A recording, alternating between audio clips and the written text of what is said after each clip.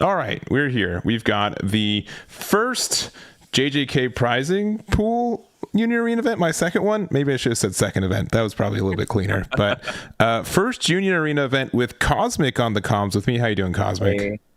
Doing good. Happy Tuesday. Yes. Random day, but good turnout. 122, 123 122. players? Yeah, just an unassuming Tuesday. Nothing else going on this Tuesday at all. just a random Tuesday in the middle of November. So we're fine with that. Not that we need a distraction, but we've got a good one for us today. We've got 124 players for our event. A lot of players here, and really looking forward to seeing how they do for today. Yeah, I think it's good that we can get out, get some more people playing, and I know a lot of people are excited for JJK, right? Some good tournament prizing to look forward to, and kind of like the last big event, which, again, I'm just surprised at how many people are coming out. One being a newer game, only having Hunter x Hunter and Bleach titles out currently. It's a Tuesday night. I know there's some people that are also from EU that have been trying to pick up Union Arena stuff as well. So obviously mostly North American today, but JJK I think is going to be seeing a huge spike of new players get into the game as well. So excited to see what that's going to bring. Yeah, I think that honestly, there's just not a lot of ways to play right now, so I do like having that for people, and the pricing I think is pretty good. If I do say so myself, I think that there are a lot of decks. Are just a lot of people want the JJK stuff, right? That's for sure. I mean, how sweet is it to have fun, play in a webcam event, get yourself a box, and then open up the serialized card on top of it, because that will be the first serialized cards that we're getting in North America. So, again, I still wish we got our action points. Hopefully those make an appearance at some point, but hey, I'm still going to be happy if I open up a serialized Yuji. Yes. Grading or not, we'll see, but hey, I'm sure it'll fetch for a good amount. Yeah, 100%. And looks like we're going to try to find a table for us. Have you found one that you want to jump into? You can say no. But I see that you're at 1. Yeah, I'm just going to go to 1. I was going to a list still. All right. Yeah. This does have specified slot, so I know that was one that we were trying to get on the early side. Let me just update these real quick, and we will jump over there. And this game is super fun, especially since I really like the deck building. I thought it was going to be, like a little bit more restrictive than it really is. And there's a lot of cool decisions you kind of get to make, I think. Yeah, I think when you build the foundation out, right, like you still need a certain amount of zeros. You still need a certain amount of like 1s and or 2s that can kind of guide you a little bit that way. But we've seen a lot of more of these hybrid style of decks that have kind of come to light, where a lot of the Japan meta, as we've seen, was more just about, for example, the specified slot list as we're seeing here. We didn't get to see, kind of the cross the field using things like the bomber cards to splash in the deck and give you some more removal options. So seeing a new meta pop up for North America and seeing how players are evolving, and even such a small card pool, gives me a lot of hope and excitement for future sets, and also for Volume 2. I guess we'll give a shout out for that really quick. Bleach Volume 2 got confirmed out of nowhere for May, so that'll be fun. Yeah, there's a lot happening in that month time frame, right, of May. And I think that they've just really noticed, it's tentative always to release a card game, and to be able to see that people are really enjoying playing this, people want to play this, people are playing this. I think that just means they're getting the thumbs up to keep moving forward, which is really nice. Yep. Also, really interesting seeing that strip of beach get discarded by the specified slot user. Again, it's one of the unique cards that you want to have. It's a double energy, which helps out a ton for setting up your plays for later, because you really want to be streamlining your energy to only have 2 in the back and really relying heavily on those raids. And then also it draws a card when you play it. I mean, It is one of the perfect cards. Now, you only need 1, so they're probably holding a second one in their hand, to be fair. But it's still something that, I just love drawing a card and getting extra energy where I can. Yeah, I think that's very fair. Yeah, so I would expect like immediate next turn we're going to play one out, and we'll see if that's true or not. I'm just getting these player names too. We've got Nate on the right playing our Bleach. Unsure immediately if it is Renji Rush, but we do see a Renji already out there. And but you also see like the 3-drop of the name is escaping me all of a sudden. I am so sorry. Oh boy, Rukia, thank you. Oh my goodness. there's Ichigo. I know Ichigo. There's a 3-drop Ichigo out there too, but I've been playing so many card games lately. It's just a little tricky to get them all. Yeah, and going back to the hybrid part too, this is where I'd really like to see the part of the bomber package, right? Because in specified slot in this setup, like you have a slower early and even mid game can lack a little bit as you're trying to find these pieces. The Gaunt is a nice pick there because it lets you draw a bunch of cards, but having the Gen through and being able to get the removal and kind of alleviate some of the pressure that we're going to see coming from the purple bleach player on this next turn would certainly help quite a bit. So we're going to activate Gaunt, get some card draw going on, and then just pass. So good promote turn for Purple Bleach. Push that Ichigo up, get yourself another 4K body, and start swinging where you can. So we'll kind of see if they have a raid to follow it up with that other Ichigo that's chilling there on the back line, or we might just see a couple of attacks and maybe set up for the following turn. Yeah, we will. And so we're looking like we're putting out another Ichigo in the back. The man, that being a double energy too, it's such a good card. Yeah, the downside, of course, is that it is only a 3K, so it is susceptible to a lot of removal that's currently in the game, kind of across colors, or even if you're running something like Jajan Ken but don't have the Gon in play, you can still get rid of that potential 4K body that's going to be coming at you. So here we are going to see some damage coming across. Looks like this will be the first blood being dealt, and those other 4K attackers still being a pretty good pressure on our opponent's specified slot board state. Yeah, and we're going with a 4K. Looks like we're blocking with the Gon, and that's going to let it go. And then we've got our Rukia, another, just a 3K, right? Yep, I believe it's a 3K if I remember correctly. Yeah, so and being able to block with our own Gon too. So my least favorite thing about this deck is that what are your thoughts about the 4-drop Gon? I really want it to work, and I feel like it's a little bit slow at times. It is by far my least favorite. Again, I don't want to harp on this too much, but I am a full blue hybrid stan because the Gen through package can definitely lack a little bit of the late game if you don't see the Bara, which can be a little inconsistent. Mm-hmm. And then on this purely specified slot side, you have the Gon, which takes a full turn. Yes, you play it to the front line. Yes, you do get to draw the card right away. But a lot of times you're just better off setting up for a rated Killua, which is coming to play just now, and getting that extra draw when attacking. Now, again, there's the silver lining that the Gon lets you draw during your main phase, so of course you have more options that way. But again, the whole name of the game for the blue Hunter deck is just trying to outdraw your opponent, because eventually they'll get into a board state where your opponent is always forced to take the extra draw and burn an action point, where if you're playing specified slot, you always have access to all 3 action points every single turn, and you will get ahead at that point. So we'll see if they're able to get some extra pressure here back with the 2 4K attackers. But really what we're hoping to see now is is there going to be a special trigger following up from the purple bleach player to kind of open up a pocket and get another big swing of damage coming up with that Ichigo promotion, or are we going to see something coming out of life and kind of disrupting the tempo for either player, again very early here in the life dealing stages? Yeah, and it's in this game in particular, it's just such a slippery slope at times. Like you can be at 7, you could blink, 3 damage goes and you're at half life, right? It is there's just so much momentum with taking that life, and it looks like they're deciding on which one to take. Is a Urahara. No. Oh, geez. I've just remembered how much it is Urahara. Okay, goodness. You're gonna kill me on the names, and that's totally fine. It's like, hey, that's a double energy when active guy, right? Yeah, like Nedro. Yeah. Which, hey, I know everyone's gonna grill me for it, but yes, I still have not started Bleach. But hey, I got the Hunter characters, so we're good on that side. Yeah, I've watched likely 20 more episodes of Bleach than you, so, and you have 0, which means by simple math means I'm 20 down, right? But I've heard really great things about the new season. So, and again, that's probably why they started with Bleach, other than just being super popular here in the West, and also just being a good set. I think they did a really great job with picking up these 2. Yeah, I agree. And I will say, like, the art for some of these alt arts are just fantastic for this one in particular. And I think it really just... Bleach is one of the... In Japan, it was, the 7th set, I believe? Which one was actually in their release? Hunter or Bleach? Hunter. Bleach came later. Okay.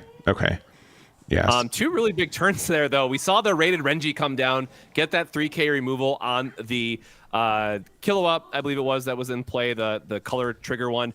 And then, of course, we see the special trigger coming out of life, killing that Renji. So Interesting choice there. I might have went and saved a damage off of one of the later ones instead, because again, our board is looking a little bit weaker here. But if we can string together a couple specials or into a final trigger to get the extra action point for the turn, we could see the momentum swing back for the blue Hunter player here. Yeah, and it's really my biggest issue with the deck. I mean, part of it is, our only card with impact is gone, and we kind of have to set him up, or we have to put him out in front. The fact that we don't get the draw from the back line or from the energy line is kind of rough as well. But we are going to be able to get the removal with Bisky, since we did have 2 cards in hand, as well as the strip of beach. But we haven't found our 4th copy of a specified slot, which is pretty rough for this deck in general. Yeah, I think JJK. Oh, yes, another JJK. Let's go. Getting the removal in here. And I get this question a lot too. A lot of people think that it's only for specified slots or bust, right? In terms of, yes, the damage 2 is nice, or I guess it's 3 for Kilowatt, 4 for Gone, but the damage 2 is nice. The impact does matter a lot, but honestly, as long as you're getting to draw the extra cards and you're more likely to find the extra special in a best of 1 game, consistency is really king, and that's where blue Hunter can shine, and also why blue and purple, spoiler, blue and purple are traditionally the best colors overall in Union Arena. Obviously, that does flex a little bit for those that are following the Japan meta right now with the red and green dominating everywhere, because, hey, waifu sets, do well. But that's exactly why we're seeing, a lot of purple Bleach getting played now, outside of just having more access to removal in general. Yeah, and looks like we've hit a raid trigger with the Rukia, so I would definitely say that RJ is playing a more traditional, right? We've seen the rush build, the more aggressive, 4K body or bust for purple Bleach, but it's such a flexible kind of color and set of cards that the traditional build is still in a really good spot. I think something to note too in this matchup in particular, if I'm seeing my opponent lead with the blue Hunter cards getting specified slot and knowing that specified slot specifically, I'm probably playing those 4K vanillas up front, because I know if this goes late, the longer my opponent just gets to draw the extra cards and again get to filter through the deck and still pressure me with 4K bodies, I'm probably losing that game. So yeah. I definitely liked seeing those early aggressive plays coming out of the Bleach side here. And then, of course, Rukia just being a great filter target. It helps get 2 more cards into the sideline. When you block with it, it gets you 2 more. And generally, that's enough for an Ichigo activation to then later on clear the board, get in that extra point of damage. So we're here at 4-4 life and probably pondering some promotions here. But again, that Rukia is still now just a 4K body that can keep swinging when needed. And then I guess also the activated effect to mill a card, right, and get more cards into the sideline that way. But ultimately, it kind of did its job at this point, and just being a 4K attacker is good enough, it turns out. And really pondering this turn, too. We did take the extra draw, thinking if we're pushing anything up, thinking about moving up our 3K Ichigo. Right now, I will say that this is also like the hard part, right? Where in Union Arena, as you're probably like getting introduced to it, the first hurdle is like getting over the rules, obviously, because it's so different than any other Bandai game. And then as you're playing it, and you're like, okay, well, this is just very streamlined, right? I go up to 4 energy, I play this, I swing, I win. That's not really what happens once you actually get into the weeds of it. And here we're seeing like a single turn can be all it takes between a win or a loss. Did I promote correctly? Did I take the extra draw when I should have? So those, micro decisions that you have to make matter so much more. And that's why we're seeing such a long time of choosing when to, promote if I'm playing just this body. And it looks like they're actually going to be taking the turn off to get 1 body, 4K to the board, and then raiding the starter Ichigo, it looks like. I'm so unused to seeing these Renjis, getting rated, right? And we didn't do it here, but we also have the Ichigo here. We have the Rukia. Man, it's the battle of like these 4K bodies, and when we have to kind of balance back and forth, we're like, do we want defensively to be able to use one? Seeing the Bisky go down, obviously the Gon and the Killua have such good when attacking and activate mains that you can pressure and force some trades moving on, but it is a little bit tricky. Yeah, at this point, we're honestly just happy to cycle away the Bisky if we need to, because again, the Gon and the Killua are going to be drawing us the extra stuff, so that'll hopefully find us some additional pieces. Promoting the Gon there, I guess there is a open slot, so it can force some damage that way, but I'm hoping that this means they do have 4 energy in the back, so it could just still be like a raid into a Killua, and we just have 4 swings that way. But that's usually not a good sign if you have to take a 15 off the back. That means you're not having the double attacks in the same turn. Or again, you realize you're in a spot now they can just block for the next turn and save yourself a point of damage that way. Mm-hmm. Nope. Can we just take a moment and look at that grip of cards our specified slot player has? Yeah. That's why we love Play the Deck, boys. and that's why Strip of Beach, like when I first read Strip of Beach, like hand size is now 15. Does that really come into play? Like the real flex is when you have 16 cards in your hand, you have to be like, oh, I have to discard one, or remove from game one. It sometimes happens because again, you get so much cycle and so much card draw, but sometimes you have a hard time actually putting pressure with this specified slot deck, in my experience. Yep, it all comes down to, do you find those 4Ks early enough? And again, because the only raid is Killua in this version, where like hybrid will have the Gen through as well, you are telegraphing your plays, and it's very easy to say, like, I have to either set something up in the back line, beautiful Bisky, love to see this year, or it's like, hey, I have to hope that I draw multiple Killuas. So we are going to see a 3K shrink, which isn't going to... Oh, wait, did he have the 4th one? I guess he must have had the 4th one. I must have missed it. I know we had the 3, but yeah, that's a perfect situation to be in. Get the removal, only have 2 bodies, and now you're being able to swing for a point of damage no matter what.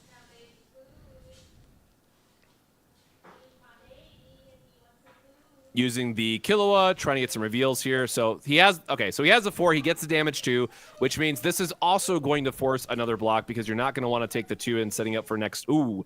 Are we? They must really love... we are taking the 2.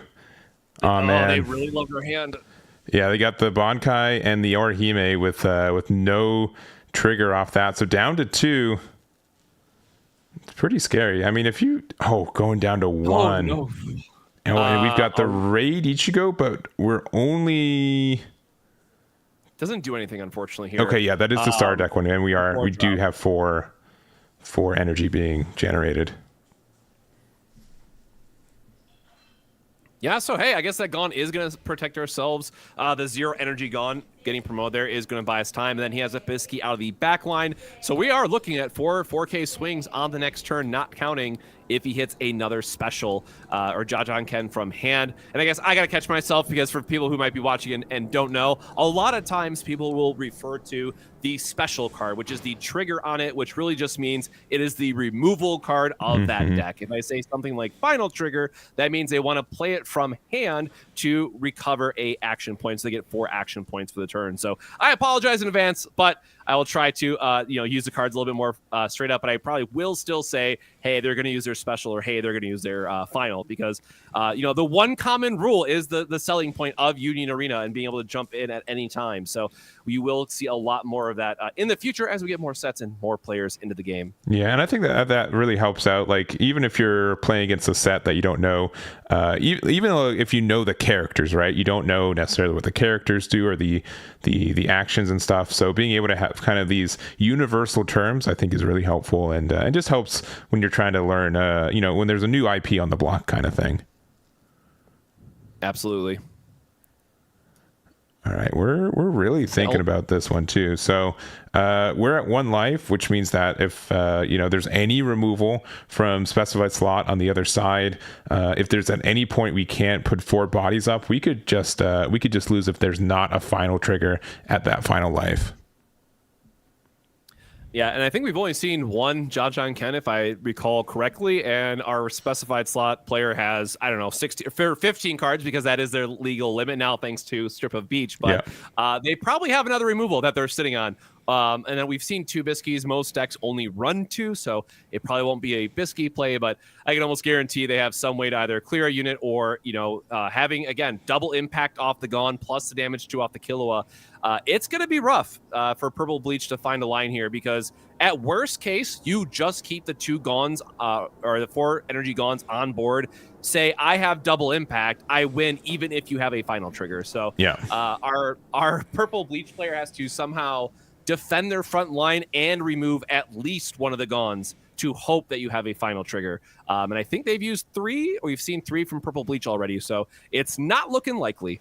Yeah, and something for like pretty much the green decks, right? Both Bleach, if you're playing like the Yamamoto line and then also Kurapika, like you can have these 5k bodies that can, defend against the impact, but Purple Bleach is generally not one of those, right? We want to be the aggressive deck. We're really good at getting these 4k bodies out, but 4k impact trades really nice into a 4k on the defense side.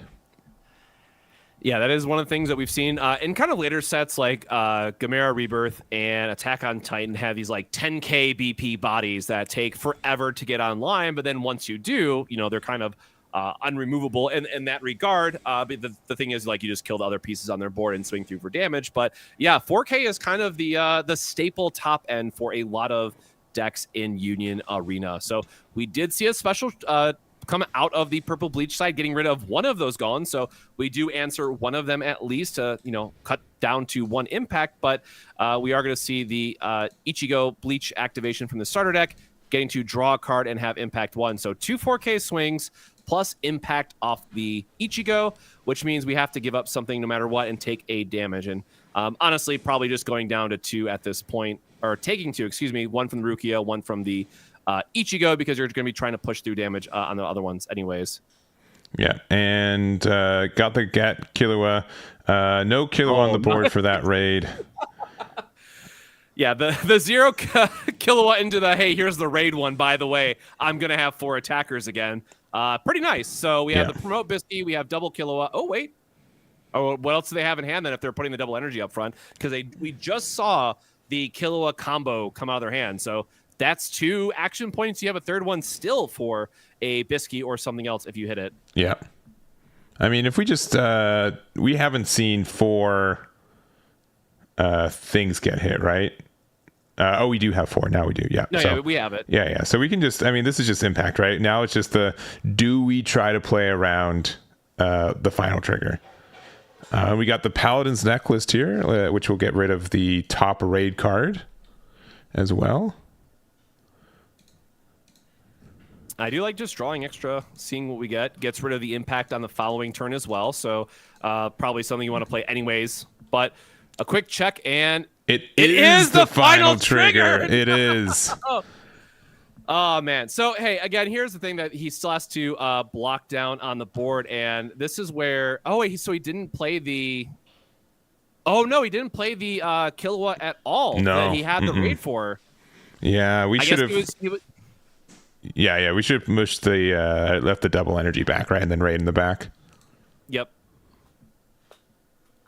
Oh, this is super punishing. Because, again, that would have been extra draw. It would have been forcing the damage, too, which if they're at 1, doesn't matter at that point anyways. But having another 4K in the front can matter a lot. So we will have to wait and see how this gets answered. And if that, can't see the full hand, but see if that sequencing might have cost them by not having a way to play around the final trigger. Yeah, and like the Ita, the double energy, it's only a 15k, right? It's very easy to remove.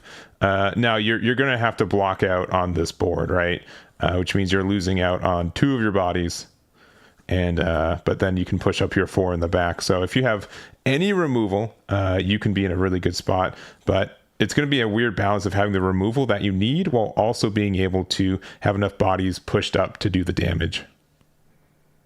Yeah, surprisingly or unsurprisingly, if you've been playing Union Arena, but still a bit of a tricky spot for the Purple Bleach player, because again, we do have enough bodies to kind of block out from here. Again, as long as Gon stays alive, that should be the 4th final too. So as long as literally Gon 4 stays alive in the front line, that should be game. So you have 3 blocks. And again, you might get your own final in this case. Who knows? Yeah. But we at least have 3 blocks for feeling very, do not care if they get removed sort of thing. Yeah, we definitely need to try to have the Gon set up. And this is why that card is so frustrating, right? Like, it's the only impact in the deck, which means that if they can remove it, we have like, a 2-turn clock to be able to put another one up, unless we already have one in the back. Yep. And that's where a lot of them will have to rely on the Bisky. I think 3, most have been playing 3 and whatnot, because that can still open up a pocket of damage for you. But to that point, Bisky and Gon, they can't swing when you want them to. So it is just, I have to now string together multiple lines with Killua to set up the raid. So again, like even on this last turn, sitting a Kilowatt at the back would have been fine too to line up potentially a Kilowatt double raid turn on the next sequencing. Now, even though we have nothing in the back right now to push up, we still have that line accessible to us. So we could do it again next turn if they remove like 1 or 2 bodies. But I still think RJ's in a pretty tough spot right now. Yep. Honestly, too, now that I think about it, because it doesn't come up that much when you're playing the pure specified slot list. But if you're holding a grip of cards and you really don't care if that double energy character dies or not, just special risky dice your 1-drop. If it dies, it dies. Otherwise, I get a free card draw. So no, they do hit the special to answer the Gone impact. And here's the issue too. They now have 3 bodies up there. You can do the Kilowatt thing, but you only are going to have 3 attacks going into this next turn. So you need your own removal of some kind, or something a little bit silly. Now you've got so many cards in your hand, right? There's so many potentials for like Bisky's training with a Bisky and like the raid Kilowatt that would win it for you. But we're going to play out the Gone in the front, which makes sense. I would likely try to draw for. Oh, okay. We're thinking. Are we going to play Kilowatt? Yep. So it was an illegal play. They had to rewind. I see. Yeah. I was going to say, like, otherwise, you kind of have to stick with the cards you're playing. But this is again pretty tough because you need all of these cards up here, and we're just going to raid before the card draw. It seems, which might have been impactful if we had like another Bisky's training or something. But there it is. Yep. So. Now, on the flip side, they're gonna lose their entire board, right? These are all 4K attacks. I don't really see a great way for RJ next turn since we do also have 4 bodies on the defense side. Yep, this is a part of inevitability that comes down because you have to have your energy line built up because you need to get your specials going.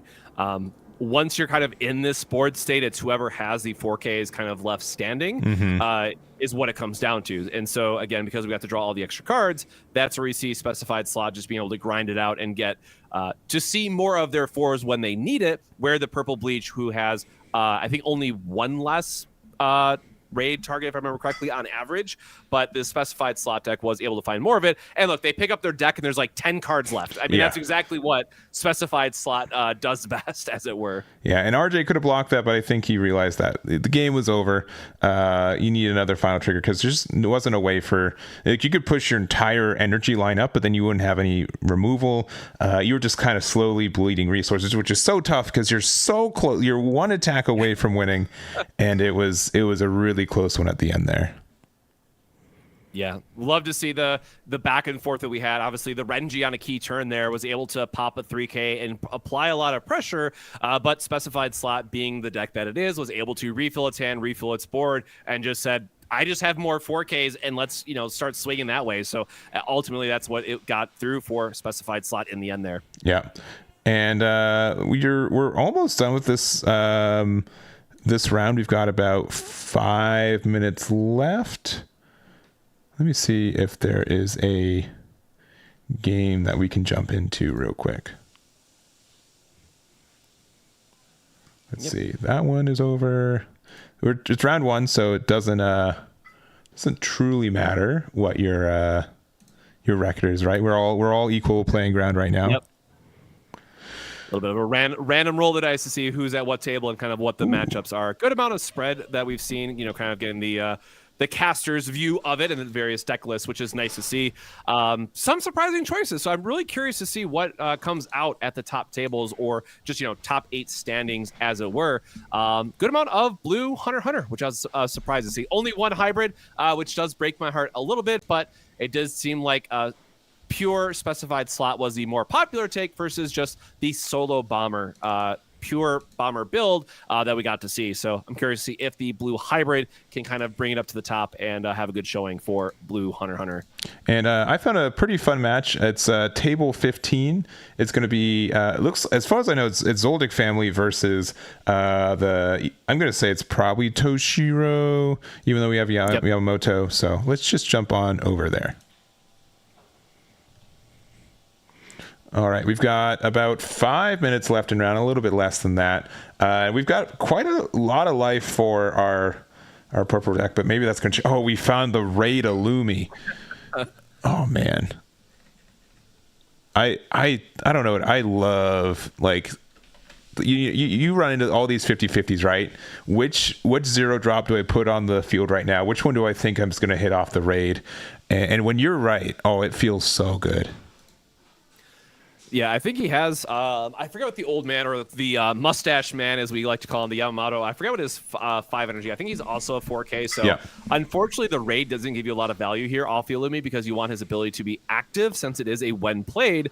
But you might just be thinking about closing out the game here because your opponent only has 2 life, and that saves you the action point to having to play it on the next turn.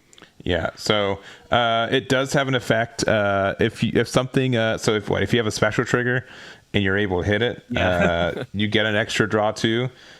Pretty rare in situations. That would be insane. 100%. Kind of want to see it now. To see the next one be as special would just be an absolute insane time to turn in. Nope, looks like a Finks, so it's going to be the active here, which I think... Or no, he had one more swing, so yeah. Yeah, that does get you out of the Yamamoto. So that's still generally good. You know, you'll talk to anyone who plays this game, and you're like, why is my last life per turn always the active trigger? It's always the wrong timing for it. I get to gain, 3,000, and just the turn passes immediately. Yeah, getting 3K. I mean, even if you just have a 1,500 in the front line, suddenly it's a good blocker. So you don't mind seeing those active triggers early and often.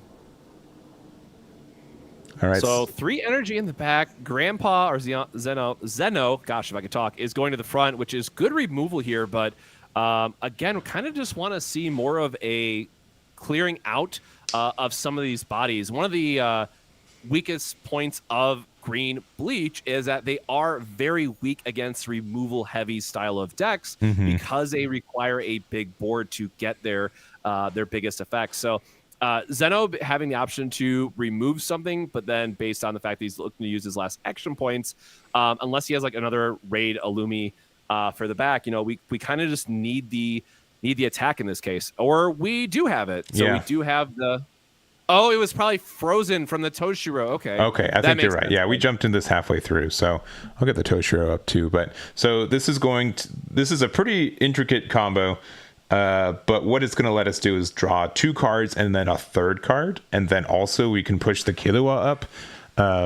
I wish I had the cards to just flip around. You're just going to have to trust me on this one.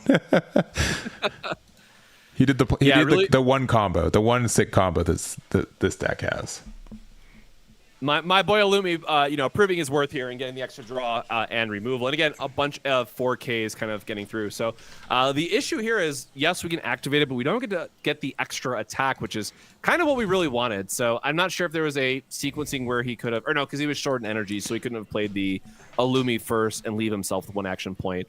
That said, he does have 3 4K swings here because the Killua does have an effect that it gains plus 1,000 BP when something is sidelined. So just having 4K swings here against a board that is kind of bleeding away is still very, very good. And again, Green Bleach, unless they find their Unohana, which we don't have the energy for, unfortunately, in this situation, to build back up, can be pretty rough. Oh, but we do see hit the special trigger. Special.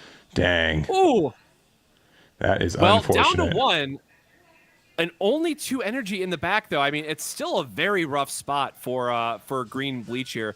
And what's also really scary about this board state now is because Green Bleach is at 1 life, you can promote the other Killua, swing with Illumi first, and then all of a sudden, you now have guaranteed 4Ks crashing through the rest of the turn because they have to block that Illumi. So we are still looking at a very clear, there we go. Yeah. I say a very clear path on the next turn of just not being able to get a board established because the Green Bleach player only had the 2 energy in the back line. Yeah. So, they recognize that they just did a little extra cycling in case there was something, but Green Bleach definitely can get, I think, kind of beat down. They run out of steam kind of mid game compared to a lot of other decks where purple in general for Hunter x Hunter, either the Zoldyck family or the Phantom Troop one, they just get so much card draw. They almost never run out of cards. Yeah, I'm not gonna and I'm hopefully not going to sound like a broken record by the time the stream ends, but I am a huge fan of all the hybrid builds for that exact reason, right? If Yeah. you play the pure Zoldak family, you get the better removal, which is nice, but then you don't have access to Illumi, which is a damage 2, draw 2. It's a 4K. Like, it just does so much. And then if you're just playing the Phantom Troop, you have just a strictly worse special to play, which is way more fun. Yeah. Don't get me wrong. I is. love playing Krollo's Secret. It is so fun, and you do get to do some unique things. But yeah, I clearly would like just to give minus 5,000. You know, pop a 5K, right? It's simple, it's clean, but you know, sometimes I just need to get rid of that Karapika. So.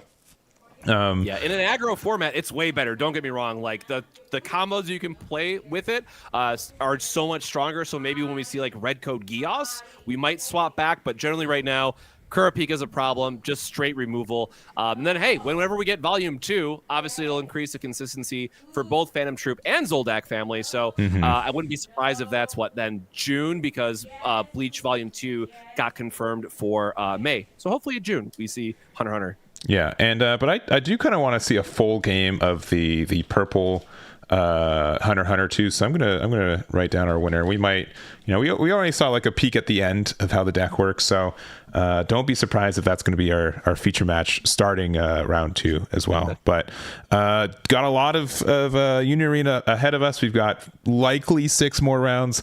We're going to try to churn through these as quick as we can, which is good. This game generally is pretty fast paced, which I like. So we're going to get that ready to go. Anything from you, Cosmic? We're going to take a tiny break.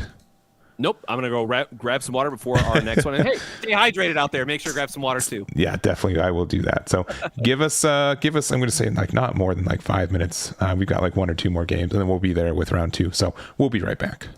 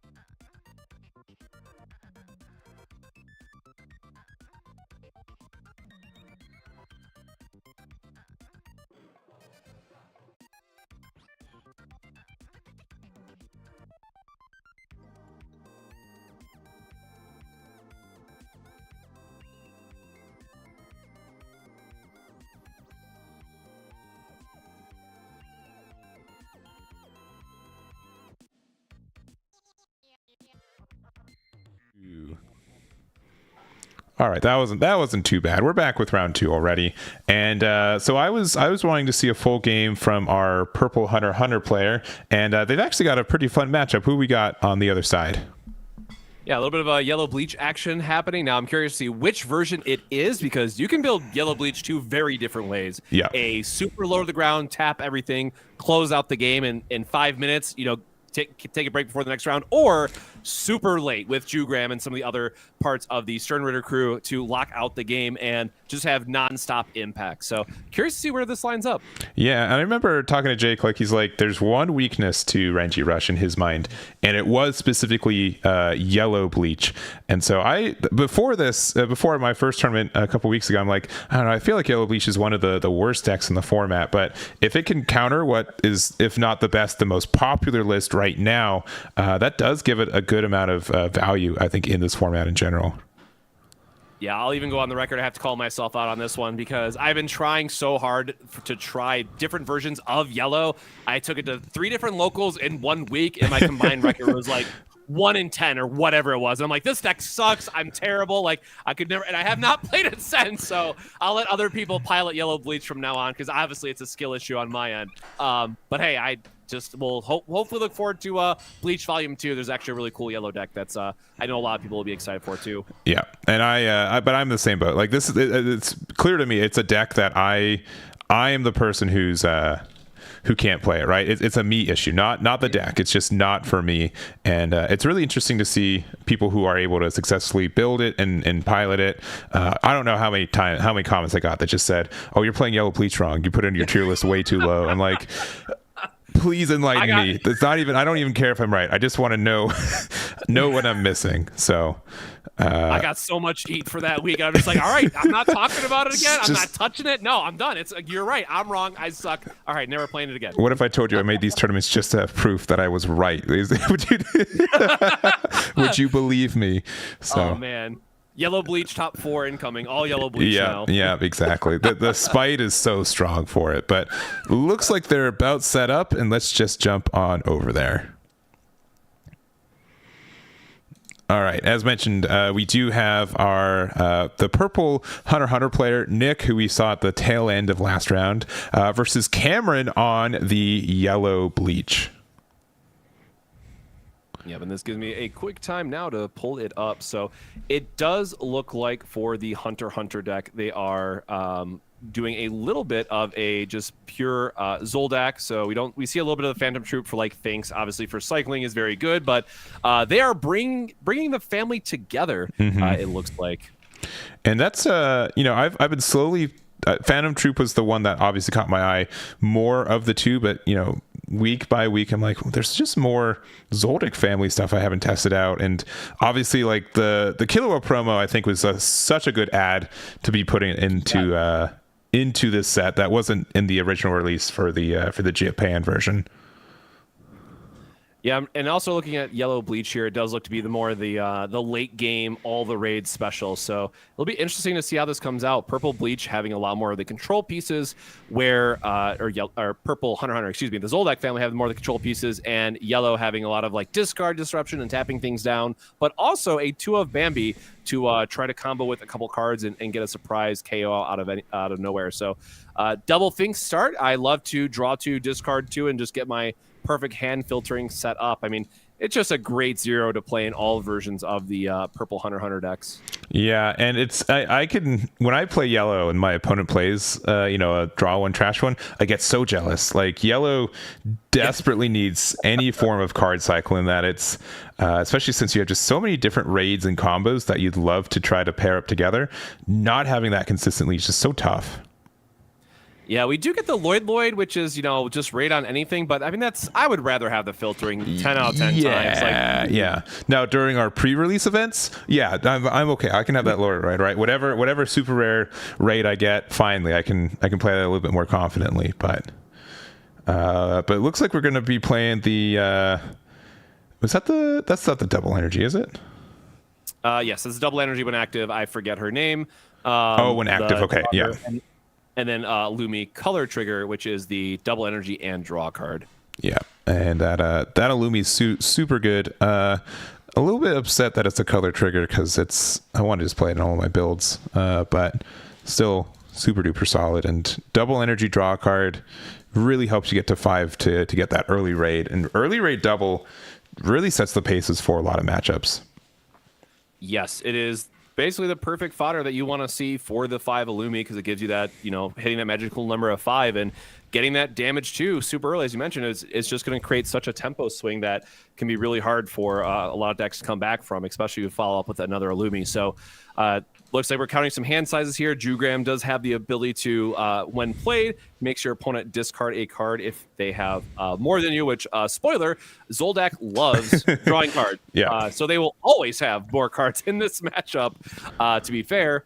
And then his other effect is, which probably is the single most trigger in Union Arena, period, like even for when I was following Japan meta. But if your opponent hits a trigger, you're supposed to draw 2 and discard 1. And I'm guilty of this. My locals are guilty of this. I'm pretty sure it's been missed on other streams. Like, okay, or if it dies, you don't get it. Yeah, it does have to be on the field. Like, you're like, come on, please hit me with the trigger. And you sure did. It is the special trigger for the Zoldyck family.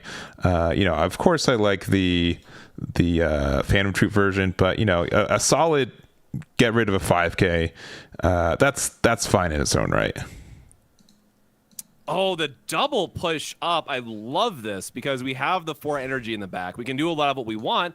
And because our opponent had to try to stick the Jugram play and we hit the special, now we have a huge swing back in our favor that says, hey, I'm just getting some chip damage. We want these guys to die anyways. If we hit a color trigger, we want them to be in our grave, so our sideline. This is perfect. This is exactly a really strong setup from the Zoldak family here. Yeah, and we played the Silva in the back. Now, unfortunately, we didn't have the raid Illumi because being able to push up a double attacker when there's nothing on the defense side is quite the tempo swing. But the Silver is a little bit slow to set up, but it is, as once you do set it up, it is really nice. So impact 1, activate main. You can place 2 cards from your hand into your sideline. This character gets snipe, and then also or just into the end of the turn. So being able to be kind of like a mini Karapika is really nice.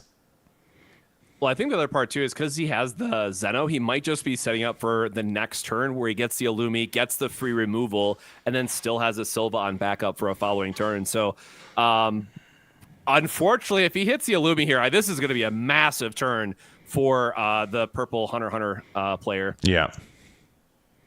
And taking the extra up, man. If I'm staring down this board and I have to do the extra draw, and this is exactly what we were talking about earlier, one of the painful parts of playing yellow, and this is in every Union Arena set, to be fair, in terms of like the balancing act that they do for yellow, because the color triggers are as strong as they are, but you lack a lot of the filtering. So these turns where you're kind of behind and have to spend a turn to draw does not feel good. Now, Aandroidd does give you the impact, so we don't get those free blocks like we were hoping for on the previous turn. But again, it's still just a single 4K, and our opponent's backline is extremely, extremely scary. We might just see a 4 damage. Actually, wait, he's at 5. We might just see a game over here on the next one if he has the Illumi to raid on here. Yeah. Oh no, this might be a very quick game for us. Yeah, and that's kind of like purple can rush you down if your Bleach or if your Hunter, both decks just have so much potential to cycle, set up your plays, and have access to such good removal too. So we will see if this Aandroidd is able to stay on the board for much longer. But even without anything else, like, you can snipe it down with the impact. We're going to draw an extra card, so not immediately having access to the Illumi. Well, you're so far ahead anyways at this point. I'm more than okay taking the extra draw. But if we see a double promote, I am going to be sweating for our opponent. Yeah, that's going to be pretty tough for him. Definitely looking at that Silva if we want to bring it up. I think we should, right? Yeah, no matter what, it's still just a 4K. Like, yep. That's still energy plus Illumi raid. I'm very nervous for you. And I mean, I would like to try to keep 2 more energy on the board. So we're at 4 right now if we're able to. Oh no, sorry, we're at 5 right now because it's a double energy in the back. Oh, and another Silva. So this is this is going to essentially make it only a discard 1, because once something gets KO'd, you get the card back into hand. That's the Zoldyck family. So that's going to be additionally just devastating. Yeah, this is even without the Illumi opener, right? This is just showing how good if you get even a little bit of tempo ahead in your favor, and if you have the Zeno, like he's going to use the Silver here because it just makes sense for it for what he wants to do. But having that Zeno be as a constant threat, and even having one more in the back line of like, hey, sorry, I'm going to pop this, your next turn no matter what. Like, I don't want to call games too early before they're over or anything, but it is an extremely rough spot for the yellow Bleach player, staring down double Zeno and having this board presence with the early damage. Yeah, they've got so much value already. No real triggers coming out. We do have the Aandroidd, which I believe is the color trigger, so it will be able to get out of one attack of the Finks. But you got another one, so you're you're okay. Oh, sorry, it's the active trigger, wasn't it? No, it's the color, but he's choosing to keep one of the other guys locked. Okay, I see. Try to save him the. Maybe they forgot to not untap one. In my defense, I have not played that deck in a hot minute. So I was kind of hoping that you sleeved it up a couple more times, but it has hurt me enough times. Yeah, it really has. If this deck is good, though, can you blame us when we see games like this? Like it has such a hard time setting up because you have not a lot of cycles. Sometimes your combos are good, but you have no good ways of seeing your combos, and it's just very tough. Yeah, and again, the thing I'll always go back to, right? We talk about consistency is king. We are playing a best of one game, and both purple and blue just always have such an advantage over decks like yellow. And even green, we do see a little bit of like Uno Hana being a way to dig us out. I know it's controversial opinion here, but I am a Neon Gaming stan. So Neon, I think, is one of the greatest cards in all of Hunter x Hunter because it does give you a double energy, which you so desperately need, as well as a free attack 99 times out of 100, which is all you really want when you're trying to climb back into a game. So yellow definitely does get a little bit of the slack and suffering a little bit because you are missing on some key pieces in that regard. Mm-hmm. And looks like we're going to use the Metalize since we have... It's a little bit of an interesting... Yep. Okay, yeah. Okay, yeah. A rated card, right? I think that's the activation for it. It's a weird one where it's if your opponent has a rated card, or if you have, and again, somebody in the chat correct me because I know I'm gonna get eaten alive for it anyways. I know it's not Yawatch. It's supposed someone try to explain to me like it's Yawa or something. And I'm like, well, that I'm not even gonna remember that one until I mess it up, which I just did to my defense, but I'm sure I'm gonna mess it up again. I've gone past that. I've determined that I will just never say it right, and it will be a fun commentator's quirk of mine to just say whatever I want with the letters they've provided us for his name. But this is looking very rough. We're down to one life. We've only got one blocker here, and I think this one might already be a wrap. Yep. Take the extra draw because you just want proper sequencing here. We have the Zeno for removal just because if we really wanted to, but again, not even like a double final, right? It would have to be some triple final? Yeah, it's just not a line there, unfortunately. Yeah, not a. I would lose my mind. But even let's just say we had let's say we have 4 final cards, right? What are you doing next turn? Yeah, right? There's not much. Haba. All right. I'm sure I'll have 3 other people in the comment sections immediately saying something else. Actually, in this dub, it's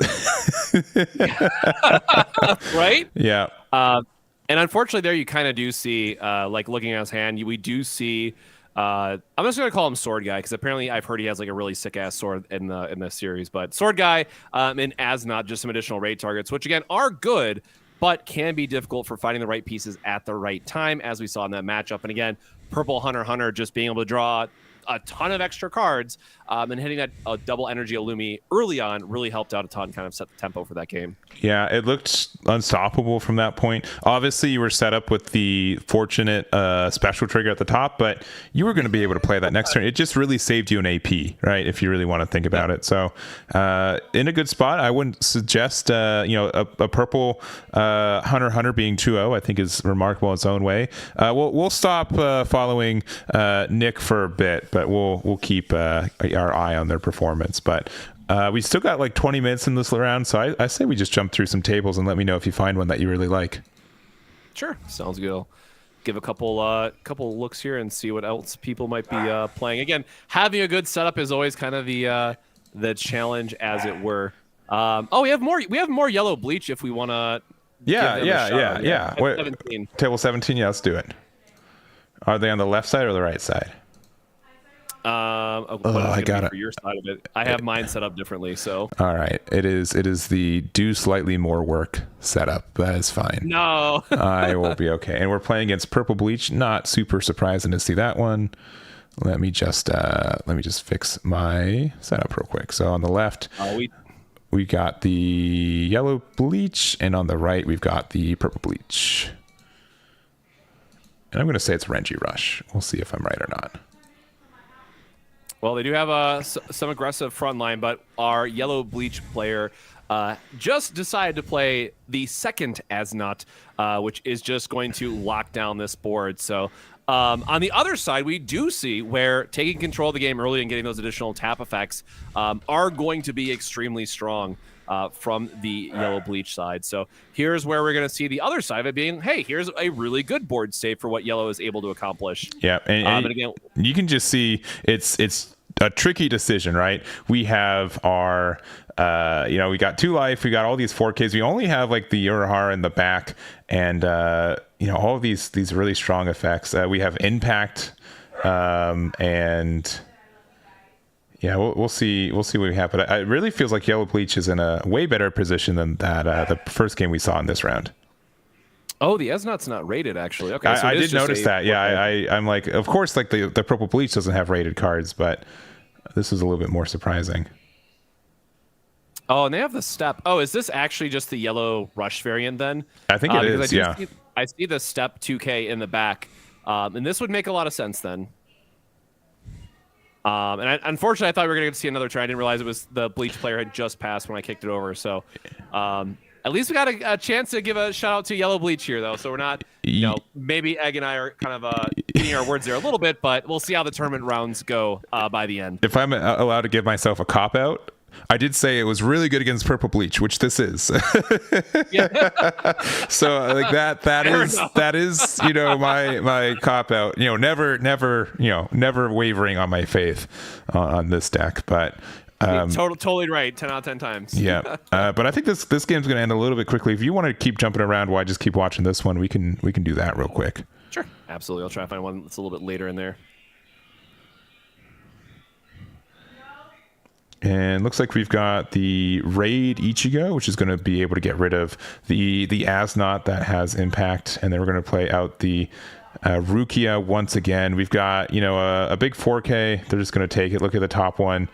No counter. It's a double energy, and we're going to have a final trigger in the back there. Looking pretty tough for our purple bleach.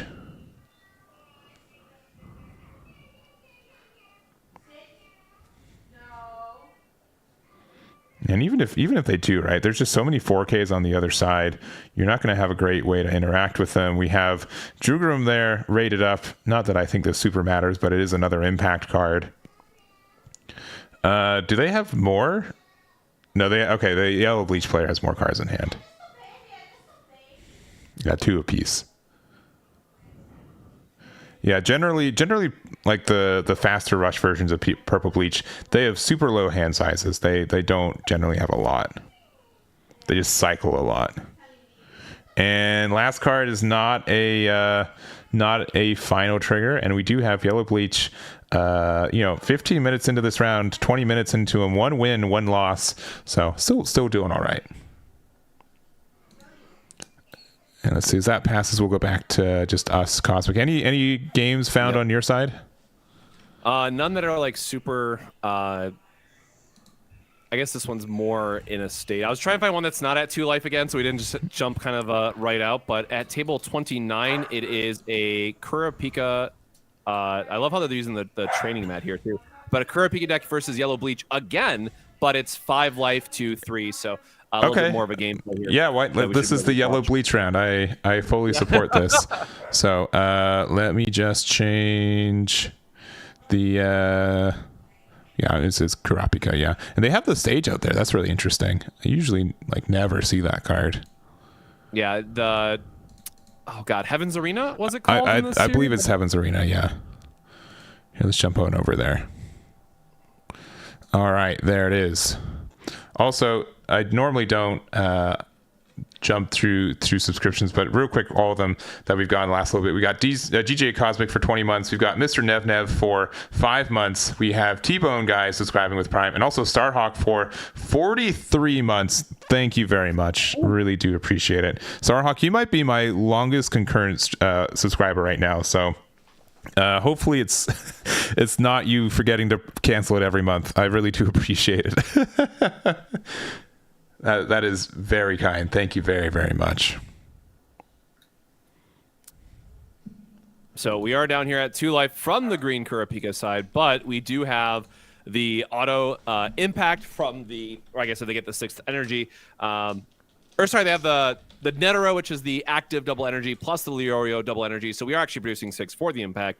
But if we can find a rated 7 Kurapika, it would be a pretty good swing here too. So with the Satos in the back getting sacrificed, we do have one that we could play. So looks like the Kurapika did eat a color trigger, which is why it's still rested here. So I guess maybe we won't be getting that swing in, but we are looking at a Basby on the other side for the double damage. But otherwise, not too impressive of a board from yellow. So there is definitely a line here where green Hunter or Kurapika can come back from a 2 to 5 life situation. Yeah, and Basby's an interesting card, right? The being able to, it's kind of cycle, right? You pretty much make them have to block it, which means you get the card draw from it. It's a little expensive at 5 energy, but it's generally a pretty solid card for the deck. Yep. If I was a yellow bleach player here, I'm more than happy just to take a little bit of. Is that another color trigger? I think it is another color trigger. Yeah. Double color trigger coming from the yellow bleach side is definitely one way to eke ahead on some damage and hopefully win the game for sure. Yeah, like as much as like I was like mildly dogging on the deck, right? And you could say severely dogging, whatever you want, but it's yellow is so good at closing out games. They have so many ways just to like express some damage by resting something or just giving you like a minor inconvenience that mid and early game doesn't really matter, but late game it can just be the game winner. Yeah, so we're staring down. We still have 2 4K Kurapikas because we have the energy requirement to make them bigger even on our opponent's turn. And our opponent only has 1 real threat per se for this turn unless they find a rated target. So never mind, I missed the other Basby in the back. So they could just go for double cycle, force a double block here as well, which is probably what I would end up doing just to try to get 2 more cards off the board. But getting that 5 energy Kurapika locked down for 2 full turns does feel pretty bad. Yeah, it's a little tough for the green Kurapika. They're generally pretty good at being defensive, especially if they have the taller bodies out there. But being 2 life right here, just forced to interact with these double blocks when we don't have the 5K out, and your opponent getting the free cycle with it too is really nice. All right. Yep. So again, just going to have to see a forced double block here. We are at 2 life remaining. Understandably, we don't want to just pray for a final trigger. Yellow does have access to impact as well.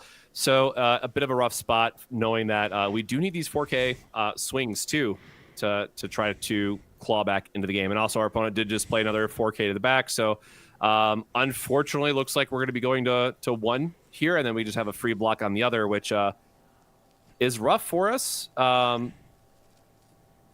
Okay, well, if you're going to 1 either way, I definitely would have saved the 4K there, unfortunately. Yeah, right. Another color trigger. This is the Kurapika one. This lets us play a 2 or less from our hand, which is a little bit tricky, but it is to anywhere on the board, either the energy line or the front line. So we're going to see what they get from there. The best thing that we're usually doing this is getting the Kurapika just to set up another, hopefully double impact. If you have like raid Kurapika into Emperor's Time on the smaller Kurapika, but probably I guess, yeah, that's fine. You get a free cycle here. You don't really care otherwise. For that card, your back line isn't really doing much else otherwise. So, yeah, we take the draw 1, discard 1, and just go into our next turn from that point. Yeah. Man, I wish we had the 4-cost Kurapi, or the 3-cost double energy. It is a real shame that we ended up just losing that one. Yeah, because we get 2 4K attacks. I mean, our opponent can just take it on the next turn, and then we're still just staring down. Like, I guess it's also kind of a weird choice to raid, to put the Jugram to the back when you have the 0 up there.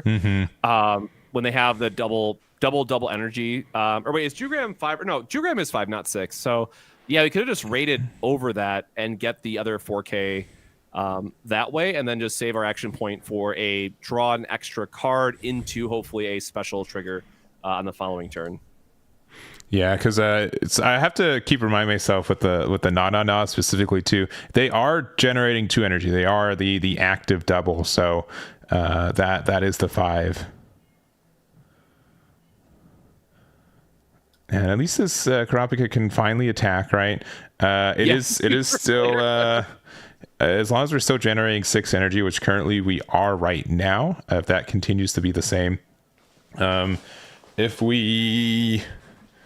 What else could we do? I mean, we could get like the temporary double energy with the Satats. Oh, we're going to move him up, though. All right, he's got big plans.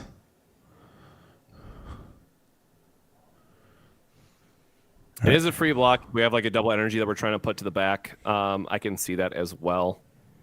It is the one energy Kurapika, Leorio, yeah. So he can bounce the Zepile to go now into a rated Kurapika if he does have like the 0 into the 7.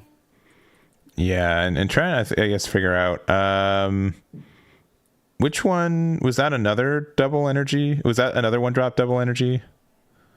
Yeah, so I think there might have just been a little bit of play confusion because it doesn't come up all that often, but it does say from your field in general, so you can bounce the Satos or the Zepile here back to hand, which again, free extra draw filtering can be helpful since the Zepile is not really attacking anyways. But it just depends on what his last energy was going to be. Okay, so the Kurapika we have does have the when played effect. We'll see if they remember. Probably, when they're at 1 life, not able to apply a lot of pressure this turn, and where they really needed to, they might just be kind of going through it and going through the motions of getting in 1 more attack here. Yeah, and there's no impact right now on our Yellow Bleach player side, right? Oh, right, because it's not rated, so not yet, but we have all the tap effects under the sun. We have a few different ways we could certainly try to get through for damage. Yeah, and we do have what, the Kurapika, since we're generating 6 energy, it does currently have the impact. Yep. So we just take it. We hit the active trigger, which they weren't having any other swings anyway, so it works out. Yeah, it doesn't really matter, so we can just pass it back. So again, we have a board of 4Ks plus a 1500. That's not going to really do anything. I'm sure we're just going to see a promote, swap out the 0. Oh, he's just holding another one in hand casually. Never mind. He just has, excuse me, they just have double Jugram rate anyways. So, or wait, couldn't they have won the last turn then? What was the sequencing again? Or no, it was still 1 damage short, right? Either way, I think. But either way here.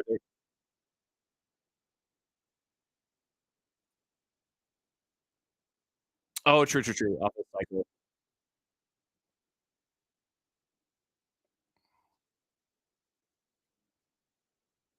Yeah. Yep.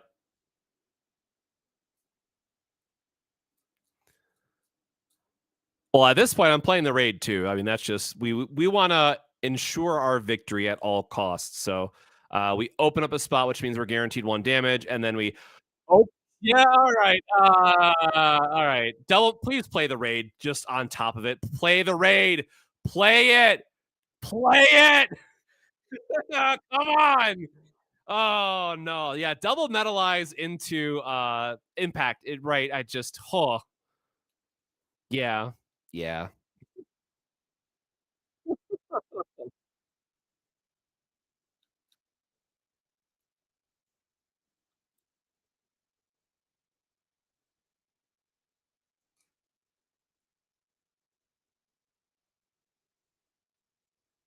Yep.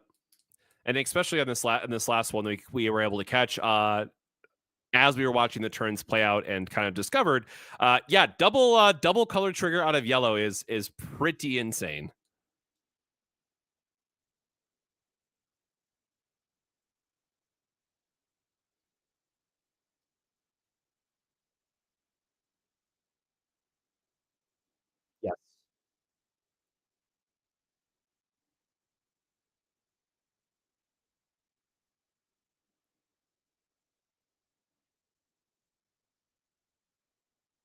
Yes.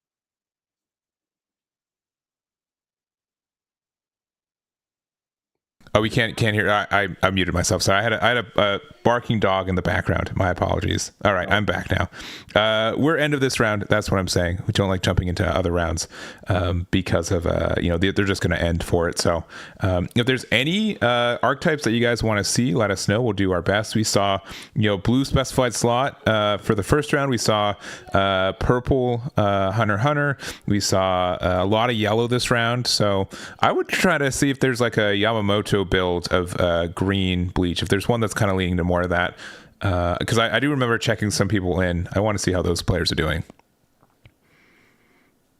Yeah, this was the yellow round, so we'll have some half games to look back forward to, I guess. But Yeah. yeah, we have actually seen a pretty good variety so far, right? Obviously, purple bleach. I think you might have missed over that one, but 5 or 6 different decks basically already. And then we still have hybrid builds to consider as well. So I'll be curious to see again what kind of gets to the top tables. But I guess the only one that we're really missing from just like an overall standpoint is Yamamoto, right? We did see Toshiro. We did get to see it in Unohana. I jumped into one while I was seeing it, but I haven't seen any of Grandpa, or I just call him the Mustache Man. His name at locals is unfortunately, but honestly, and that's a deck I haven't played yet. I haven't had a chance to sleeve that one up because I just love Unohana and what Toshiro does. Again, don't know anything else about Bleach itself, but getting to freeze something in the tempo that you can get off of that just feels so strong. A little rough to play in the purple heavy meta, but otherwise still a super fun deck to play. 100%. And I think it does have a good matchup into Renji Rush, of all things, too, which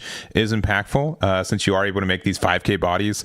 And you go really wide on your board, too, which can really interact with what they can do. So we'll see if we can find one that's undefeated. We're going to take a tiny break. We'll be back, and I'm going to say 5-6 minutes.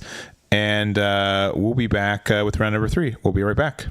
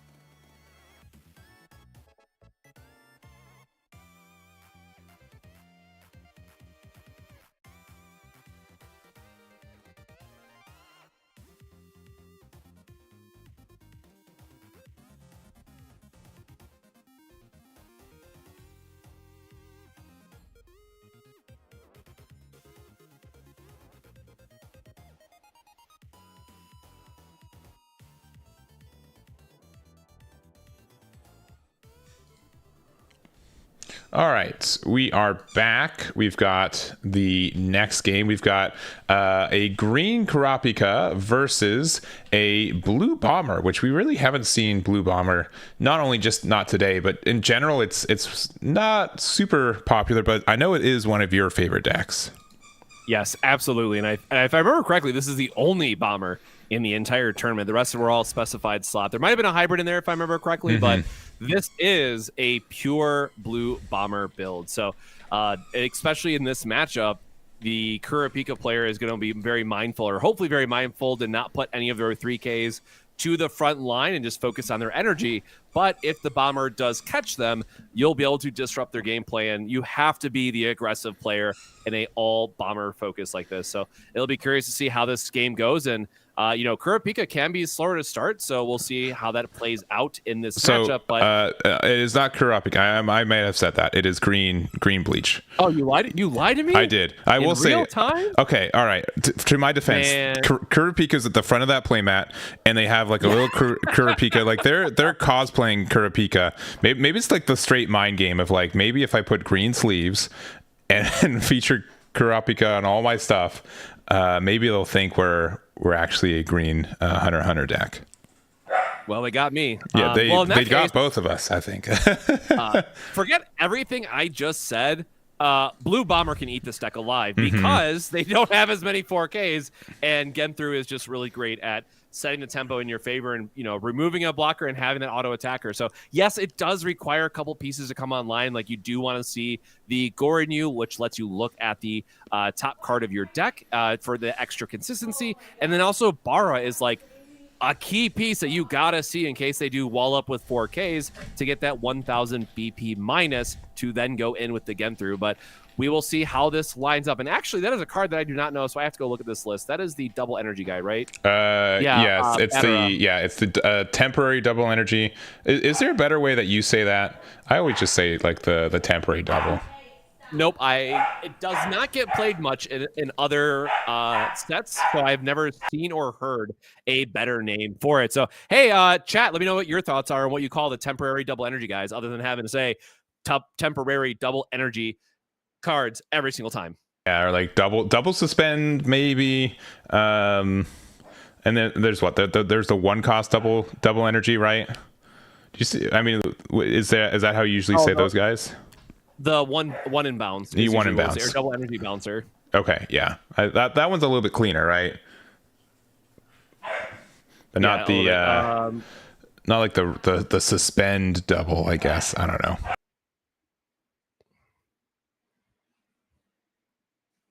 I guess some confusion going back and forth on if the ability was used or not, but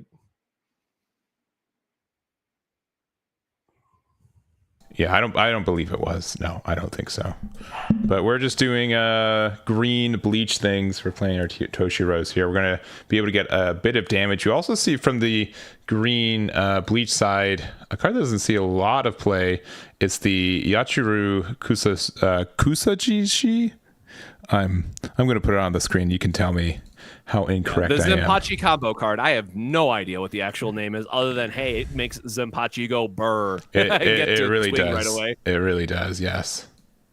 But when you play four of them, there are some turns where you want the early energy, so it just has to come out early. And then eventually you will see more copies of them later to actually go with the Zenpachi. But it does allow you to restand it, so when you play with the 4 energy double action point removal one, you then get to swing with it the same turn, which is pretty huge. Yeah. And in a lot of other Bandai card games, being able to restand a card is incredibly strong. In this game, it's not so. Maybe like if it gets rested, it maybe helps you like on the turn you play the card. Like, but the fact that this is like when played, if this was like activate main, rest this card, maybe it would be like a little bit better, maybe too strong. But having to play this for one on top of already playing out the Kenpachi is a little bit tricky to do. Yeah, so we do see a promote here from the sub, which is only a 2K. So it does at least give us, because that's a 0, which is 15, if I remember correctly, for Toshiro. So it does give us a block, does establish a little bit of a, hey, you're going to have to promote more if you want to chip through for some damage. But, okay, now it looks like we're going for it. So if this is a Bisky turn, I would really like to see that for getting the double energy, because then Bisky allows you to go into another piece. Okay, replacing the card getting double energy is perfectly fine as well. Yeah. Because it sets them up very nice for the following turn.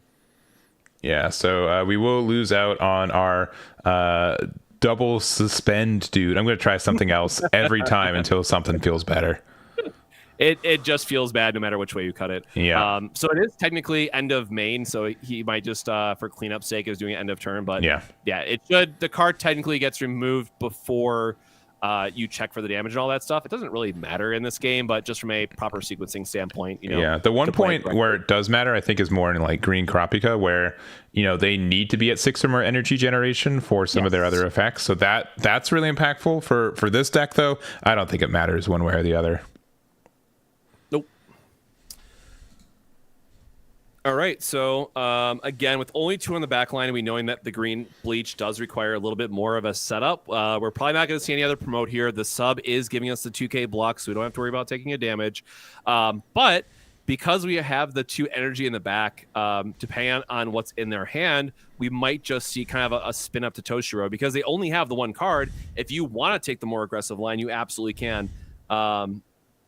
Giving it impact? Isn't Shinji only? I guess. Oh, he's just playing it for the energy. Never mind. So sure. Yeah. That's fine. Just a free block. It's a 2K. Probably thought it was a 15.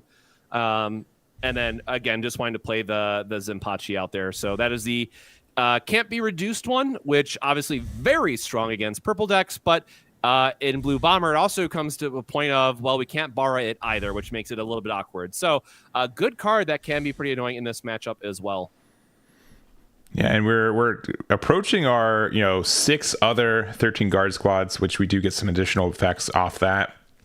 And we're definitely going to need to see a little bit more removal from our blue bomber deck, which generally is supposed to do that, right? On some of these smaller bodies. Yeah, getting the extra removal off Genthru would be huge here. Even the color trigger Genthru can be pretty good because, again, just making your opponent be forced to play an extra energy or extra action point to then get back up to that 6 requirement is good enough, especially in this matchup. So all forms of removal and bounce here are very, very strong for Blue Bomber.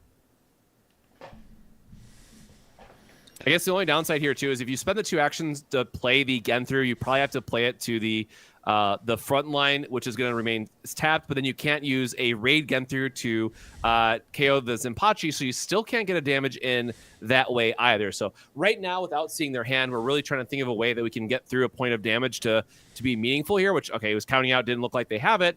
So this might be a little bit difficult to, double energy.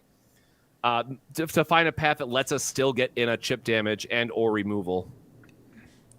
Yeah, and do we? Okay, that's the no. Which gun is that one? Filter gone. Oh, that's right. Yeah, you're right. Yeah.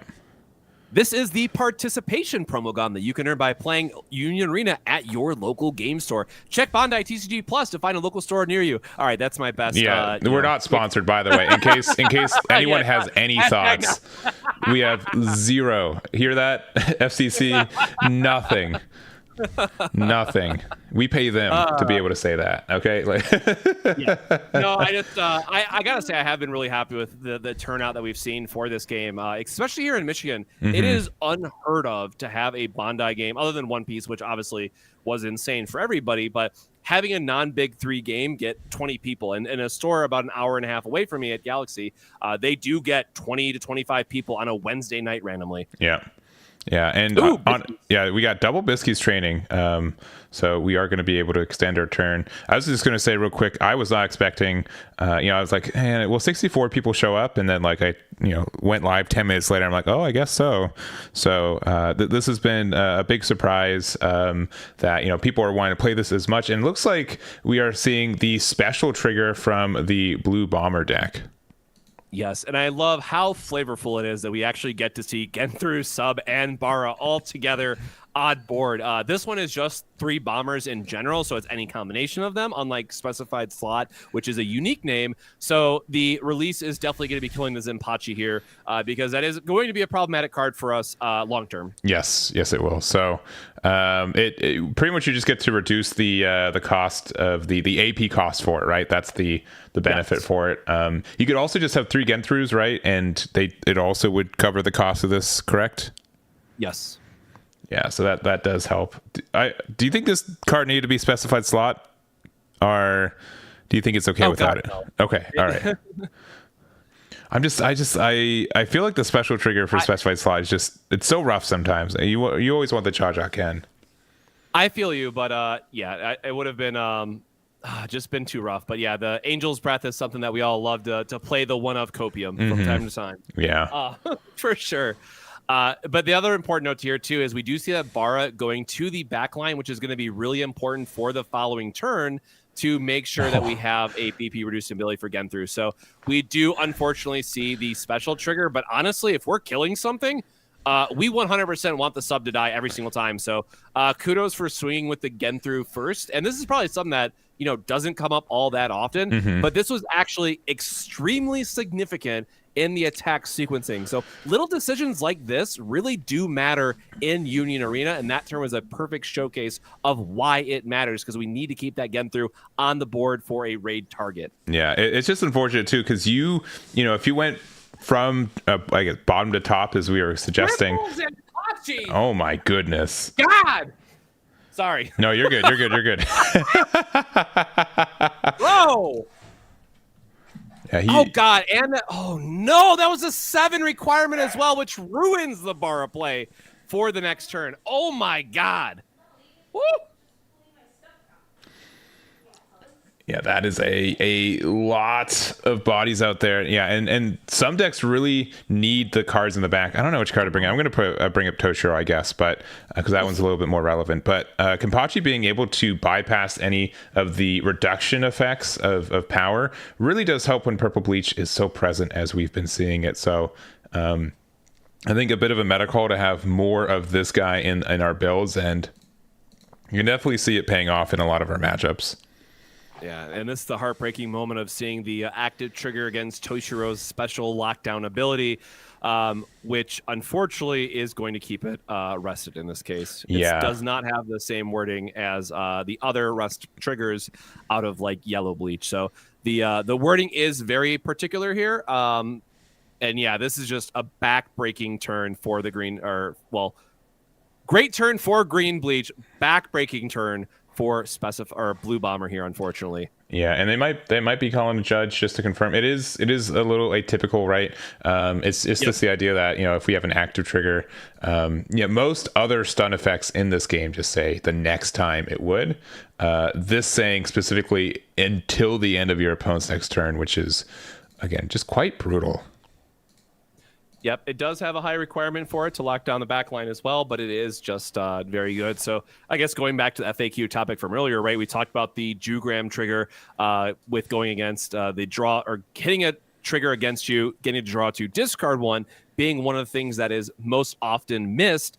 In terms of one of the things that I get the most questions on is definitely Toshiro's freeze ability and all the different ways to try to untap or recover your stuff, and unfortunately does not work. Yeah, the other kind of edge case while we're waiting for them to confirm it with the judges is if you raid Toshiro, how long is the stun? Right? Is it until this? It says the next turn, right? Until the end of your opponent's next turn. I think the better wording, even if it's like a little clunkier, it would be something like until is stunned until your opponent's hits their end phase or something like that, instead of because next implies like not the current turn's end phase, it would be the turns afterwards end phase.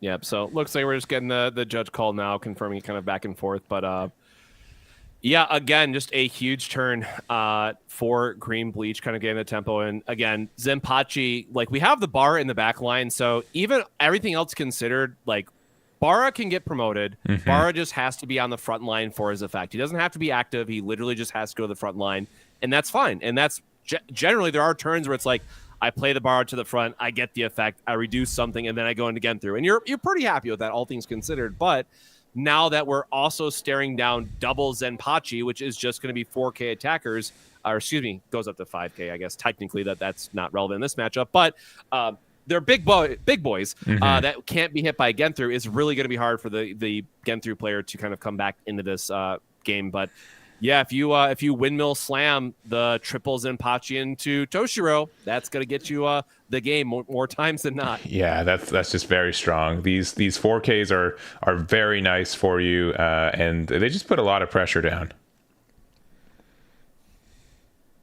Yep. So just more confirmation of the wording here.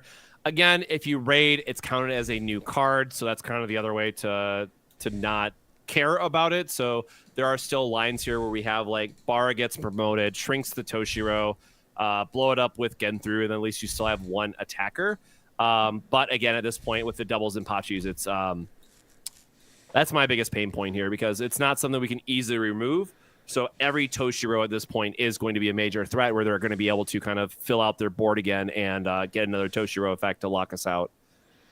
Yeah, and in a deck like in Bomber where I wouldn't be surprised. I mean, I guess I have the deck list. I could double check, but likely the only raid card we have is Genthru, right?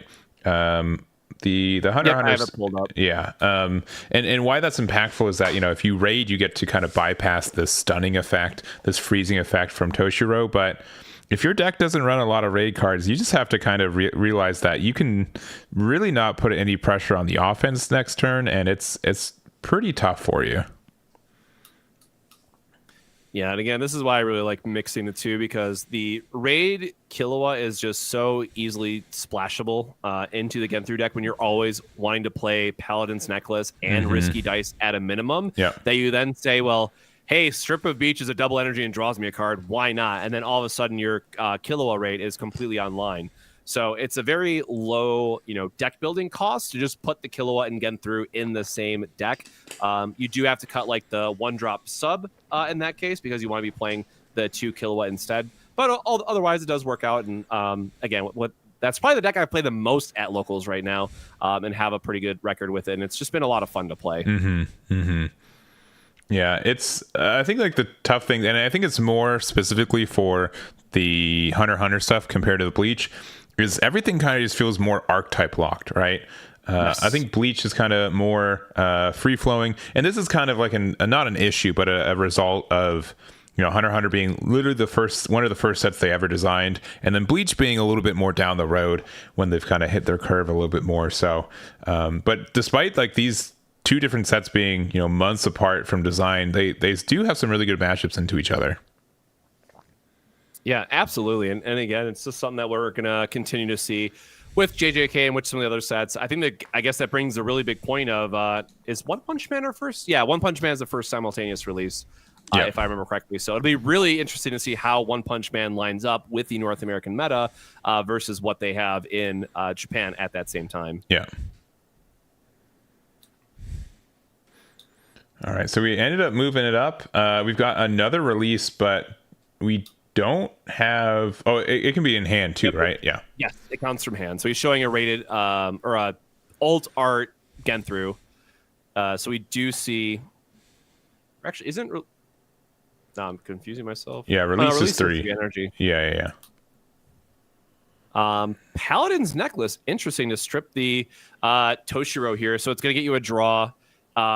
And it's going to give him there's probably a 1,500 under it, if I remember correctly, which is nice that it's going to give you then a block too.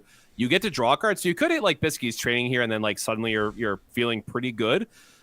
This is actually like a pretty decent turn just from like trying to stabilize. They do hit the Bisky.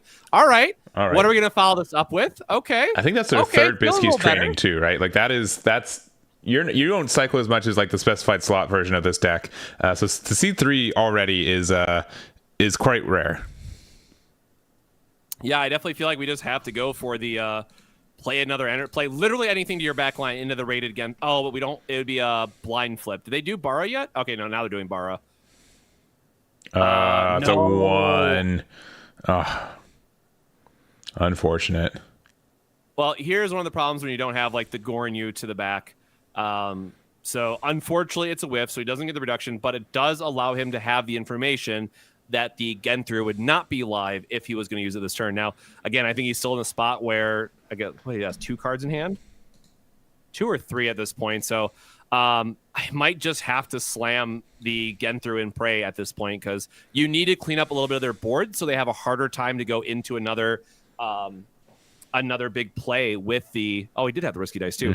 Another big play with it, but we have just another third release. All right. I mean, yeah, that we know what that card is too. So yeah. Oh man. All right.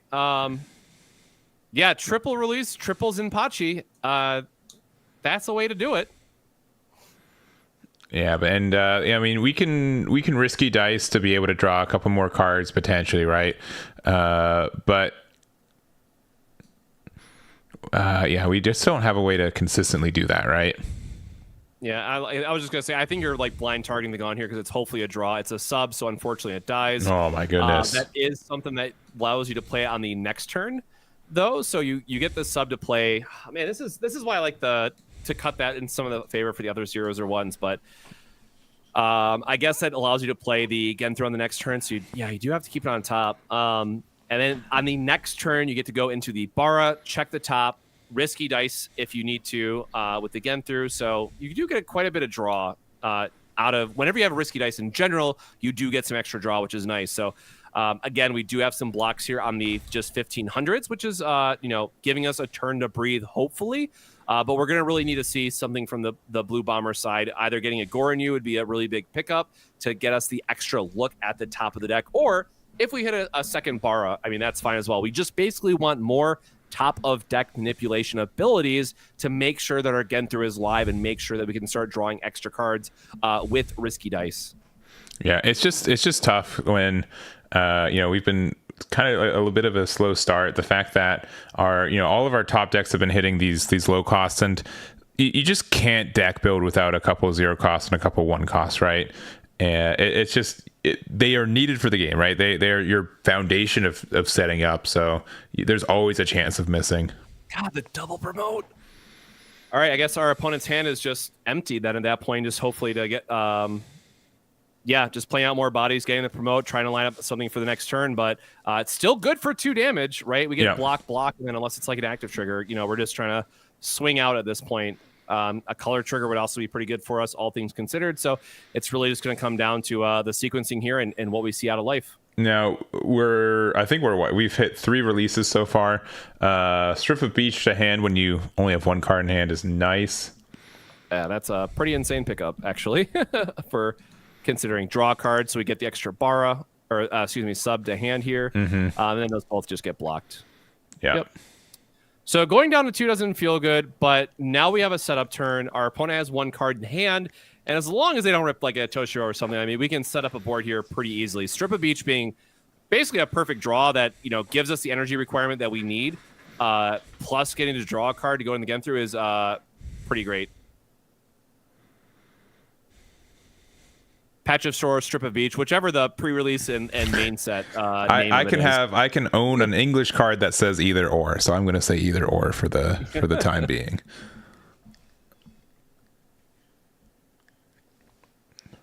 God, the other part is like we don't even want to play the sub in this situation either. Because we have the risky dice already. We've already seen 1 Genthru, so we're like low hits probably. So, yeah, getting the draw, getting the double energy here, then going into the Bara for the risky dice into Genthru, and letting that last card that you drew be the information. But again, at this point, we just want to make sure we're getting bodies to the front. So that might be a little bit difficult here to do on just 2 energy, but we'll have to see what they drew into. We definitely do not want to go down to 1 life, if nothing else. What is going on? I'm unsure. Why did we discard that? Are we shortcutting something? All right, I'm good. Are we shortcut something? Okay, I'm done. I'm sorry. This is my stream. I get to say that, but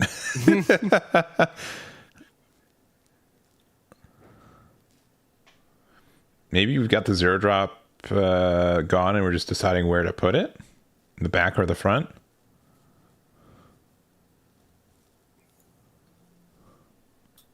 I'll have to wait to see what they play out to make heads or tails of the sequencing here.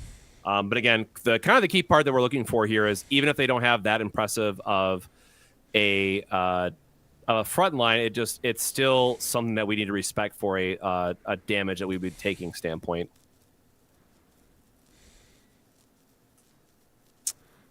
All right. We got the color trigger of Genthru, right? So, oh, were they? No, that was from. Okay, so they've seen 3 Stripper Beach. I still don't understand why 1 got discarded then. We're going to do Bara's trigger. It is a risky dice, so it's live. Yeah, you can have more than 1 stage, right? That doesn't matter. Yes. You could have all 3 of them in the back, right? Yep. So maybe just a misunderstanding on how that works then. All right, so Bara did shrink something. Drawing into a risky dice, unfortunately, doesn't really do anything for us. When again, we just care about putting stuff to the board. We know that we have the Genthru, which allows us to pop something, but again, at this point, like we're just playing it to the front to play it to the front to have a blocker, if anything.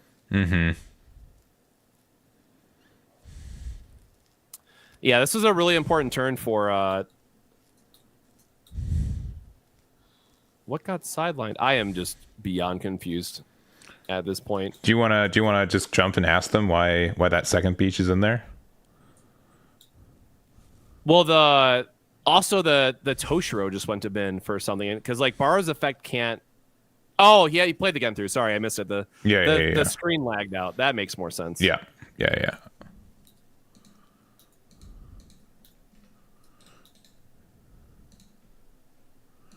Yeah, because unfortunately, it's the one that's already up there. You would have loved to have one in the back to push up and honestly just have another body up there. But since it was the color trigger one, like since we got the Paladin's Necklace, this was able to unraid it and then get that removal for it.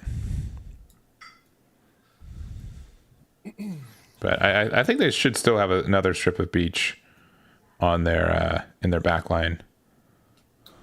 Yeah, and then also it would allow them to play the sub to the front, which is not relevant on this next turn. Yeah.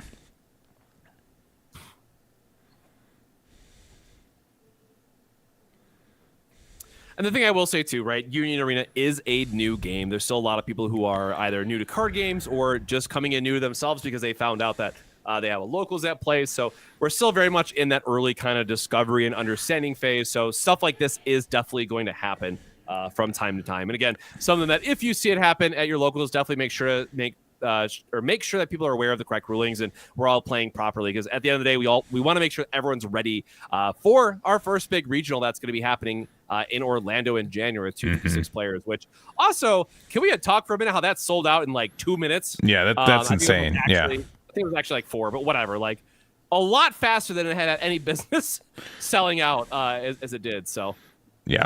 And even if we had the other strip of beach and put up the 1 drop, we had enough attacks to push for it. So I don't think it really mattered in the end, but yeah, definitely you can play more than 1 site and you can't remove it. Even if it was like played on top of something, it goes through removal, not the trash. But we have Tyler continuing to be 3-0 or undefeated with the green Toshiro. And again, this is a lot of a like low to the ground version of the build, not like the Unohana build that I'd say we generally see with the deck. So I think that's pretty special. Yeah, again, we saw a really key turn there with the Toshiro effect, just being able to lock the back line and disrupt that Bara turn where they really needed it. So a lot of the value from Toshiro really coming online in that last game. And then also Triples and Pachi just being an MVP and forcing, the Blue Bomber player to be like, hey, I have to play these releases, which also means you're not extending your board at that point, which is it's kind of the who strikes first can steal a lot of the momentum. And having Triples and Pachi will do exactly that for you. Yeah, 100%. So that's going to be it for this round, though. We're kind of surpassing the halfway mark. We've got 3 or 4 rounds left. I'm going to take this time to see who and what is undefeated to some kind of clarity. We should have around 16 players left undefeated too, so we'll spend some time on that. So we're going to do that. We'll be right back, and we'll see you guys in round number 4.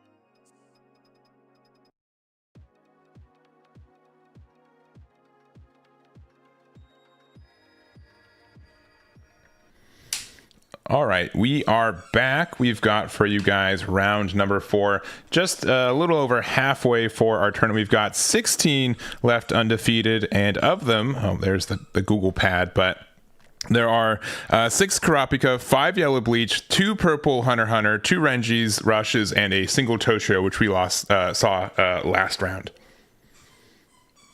Yeah, really shocking to see. I know a lot of people are expecting the Renji Rush to kind of take the spotlight, as it were, 2 big events back to back, but we do see a little bit of a variety. And again, the biggest thing for me is a lot of Yellow Bleach. I kind of made the joke earlier about taking all top 4 spots, but hey, maybe that's going to be the new trend for this tournament. But we still have a few more rounds to go, so a lot can change between now and then. Yeah, and these aren't necessarily like what our top 16 is going to look like. They are just what's left in contention for our first place finish. But looks like they are setting up, and they should be good to go in just a minute. And what are your thoughts in this matchup in particular?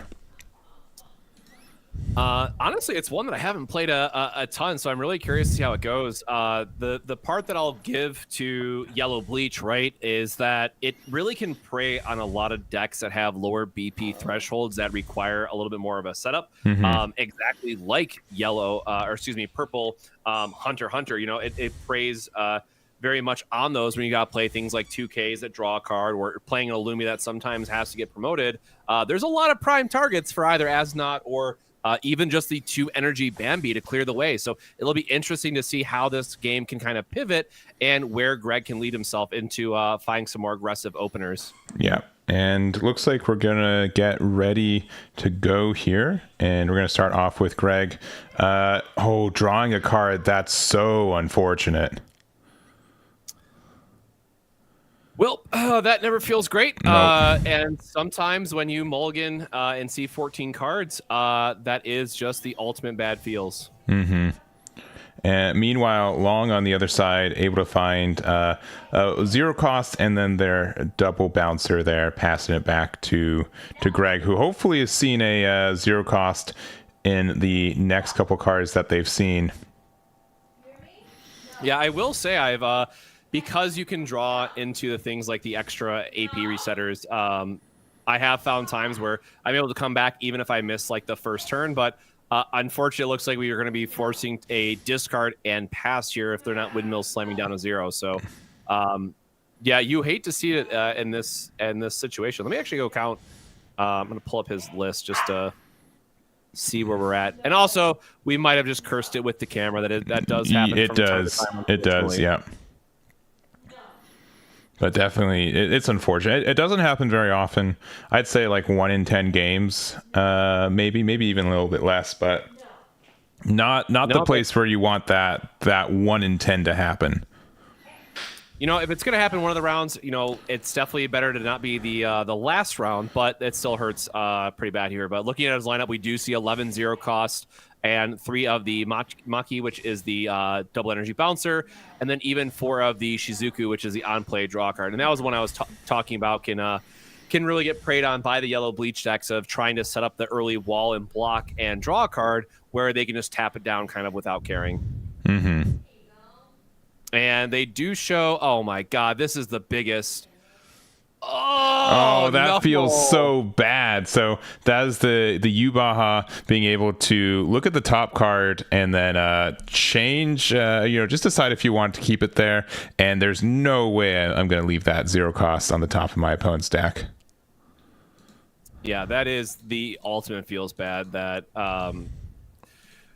if I don't hit a 0 off the top, I'm probably just scooping it up here, unfortunately. Yeah, I do like 1 more draw off an action point, but if it's been 3, oh my goodness, please.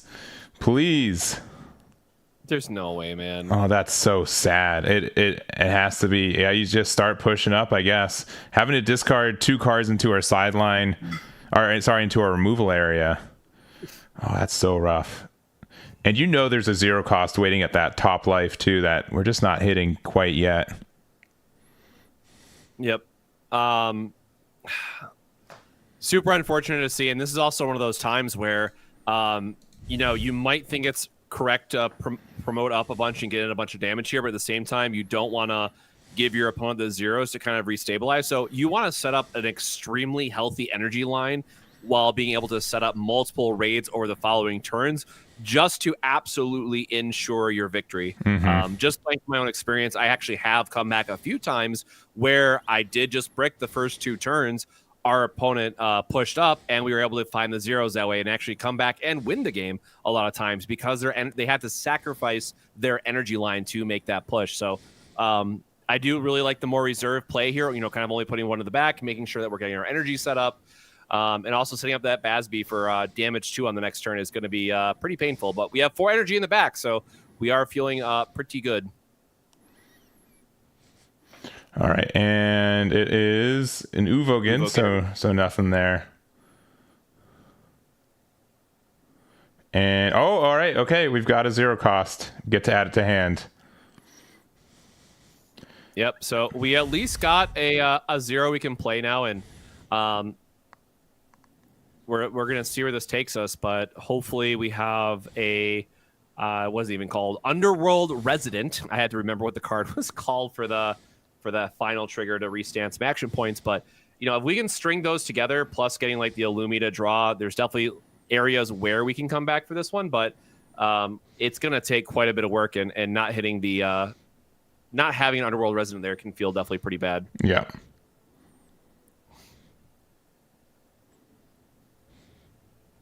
Well, we're absolutely going to see that Basby get promoted, and you're going to lose a card, but at this point, you're just trying to push the damage and get them down to 1 on the next turn.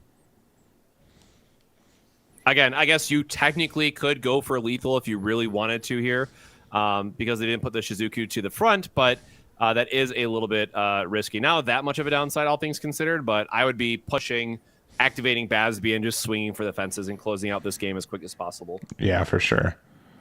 Yeah, that double's going to be like with no cards on board, right? You just want to push it up.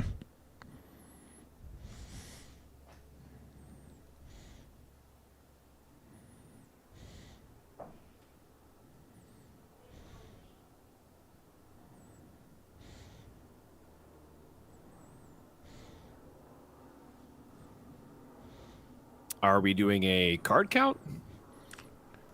Something. Maybe making sure. Oh, maybe verifying that the discard goes to removal area. Yeah. It does matter for purple because you have the color trigger, so like that's you don't get to just do it for free sort of thing. So that is very relevant here. But oh, did he miss the? Oh, he missed the Jugram trigger, didn't he? That's what it was. Oh, I see. Which yeah, because you definitely have way more cards in hand, right? Yeah, and well, the Jugram when played trigger. Yeah. Because we got the the Illumi 0 cost, right? So yeah, well, there's 2, right? There's the when played, your opponent has to discard if they have more cards, and then there's also the Jugram ability. Because he hit a trigger, he should have drawn 2 and discarded 1. So 2 different things were missed on the Jugram. Yeah, but at this point, I mean, you're just like pushing out and playing right as quick as possible. Like it's going to be a 7 life to 0 game, unfortunately. Surprised to not see another. Is Basby 5? 1, 2. Yeah, it's 5, right? 5. They have. So yeah. So in that case, I would have pushed up just one more guy. I realized it would have sacrificed your energy there, but maybe they just didn't have another 0 or 1 to kind of put to the back.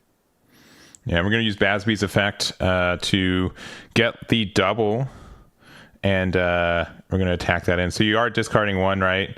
Hisoka, which I think is a get or a draw, and then a get from there. So you do get 2. It's at the end of turn, but yeah, I think that's the other thing that makes it difficult. It's not immediate, right? Yep. You have to go through this whole sequencing, wait for things to happen. All right. Another get because of, a raid, but since we don't have the 0 cost out or anything else, and going down to 0 Uvokin again, no trigger there, and I think this is just a unfortunate game here. Yeah, I'm super bummed out because for this deck, it is a hybrid build, but it also features 4 of Uvogin, which in a more just try and be aggressive and get the guys out there. Having a 5k attacker with damage 2 is just incredibly strong, especially to like Kurapika, right? Where you're there trying to sometimes bank on that 5K, and then you're just like, well, sorry, my guy's swinging for 5K, and it's a damage too. So you are losing something every turn. But unfortunately, sometimes we do just see the C14 cards and don't hit anything, unfortunately. Yeah. I guess we missed it. I'm like, surely they would have mulliganed and not just try to keep off of a hope for a draw situation, but it is what it is.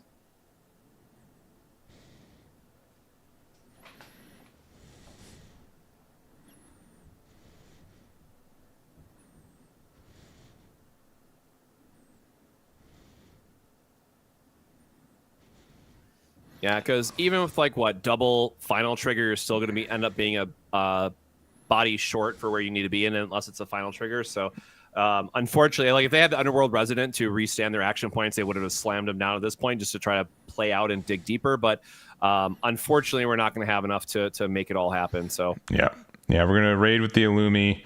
Why not? Just double tech. You could just let this through. You're not worried about it. And just an unfortunate non-game, I feel like, almost. Yep. You always take it. You're ahead on life. You could make the case of wanting to have the 7-life victory. Sure, like I guess. But... yeah, but just tough. If you miss like the first turn, sometimes you can get there. But I think we're just kind of showing off just all of these. Oh my goodness, how many Krollas do we have in hand? Oh, sorry. These are just discards. Oh, it's just discarding down because of all the gets. Yeah. Jesus. Whew. But well, again, this is the undefeated round, so they can definitely win 2 more to have the glory of the run back part of it. And too. 1 more after that. Yeah, because we do have the 7 rounds today. Because we did get 124. So we and with us having 16 undefeated going into this round, it means that we're guaranteed at this point. Oh, you don't have to hit them with the metalize though. You didn't. Come on, man. You ain't got to do all that. This is the hey double metalize swing. Don't have the double. Don't like you can hit him with like the jail. Jail can be fine, right? Yeah. We're just trying to are we gonna raid into Aandroidd? Bro, no, not like this. Not like this, bro. Yeah, that is pretty rude. It's not even mean. All right. Well, I mean, I don't think we've seen any Underworld, so like they could be present, but not this time. Nope. So Long was able to take it with Yellow Bleach pretty convincingly. I would have liked to see like this one a best 2 out of 3 to see if what a more convincing match would have been. One when our purple Hunter was able to play a little bit more of the game, but that's just how it is sometimes. Yeah. Again, definitely something that we can definitely see in later rounds, and hopefully one that comes through because there is a lot of Yellow Bleach, so I'm sure we'll be seeing more Yellow Bleach here in the last few rounds. But it's definitely, this is one I feel could be a very interesting back and forth from the sequencing standpoint. Just because on the yellow side, you have to respect the very heavy removal and all the extra draw that purple can lean into, plus the Zeno that they could potentially have to like ruin your big 5 and 6 energy raid plays. And then on the purple side, you have to be very mindful of the Aandroids and all the other tap effects too. Hey, I can't just freely play my Shizukus to the front, which you always want to kill one off for your color trigger anyway. So like it is a free block and it draws a card. Yeah. And you have to align those plays to make sense. But unfortunately, we just didn't get to see a game for that last one. So hopefully, again, we'll see another purple bleach in the later rounds. But yellow bleach is now going 4-0, right? What round are we in? Yeah, 4-0, 4-0, yeah. It's been a long day, right? Leading up to this, right? It's a little bit longer for you two on the East Coast time too. But we're you're Central time. You're Central time. It's not that bad. No, I'm East. Oh, you are East? Okay. Yeah, it is 11 or just about 11. All right. Well, we got 3 more rounds upcoming since we did have 16 undefeated going at the start of this. Let's quickly see if there are any other tables we can jump into. Nope, that one's about over. 6 is loading. I think we could probably check out 8 real quick. It's a Kurapika mirror. Oh, sure. Yeah, it's going on the list here. It looks like a bunch of them are at like, 2 life to 4 sort of thing. So I'm like, oh, there's only a couple turns left here. Yeah.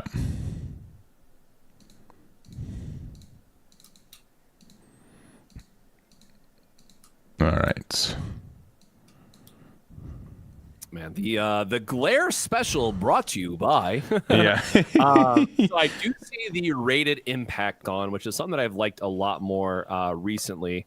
But I, for the life of me, cannot figure out what is to the left of that gone. I'm usually really good at sniping cards for only seeing a corner, but that one is eluding me. So is it Melody?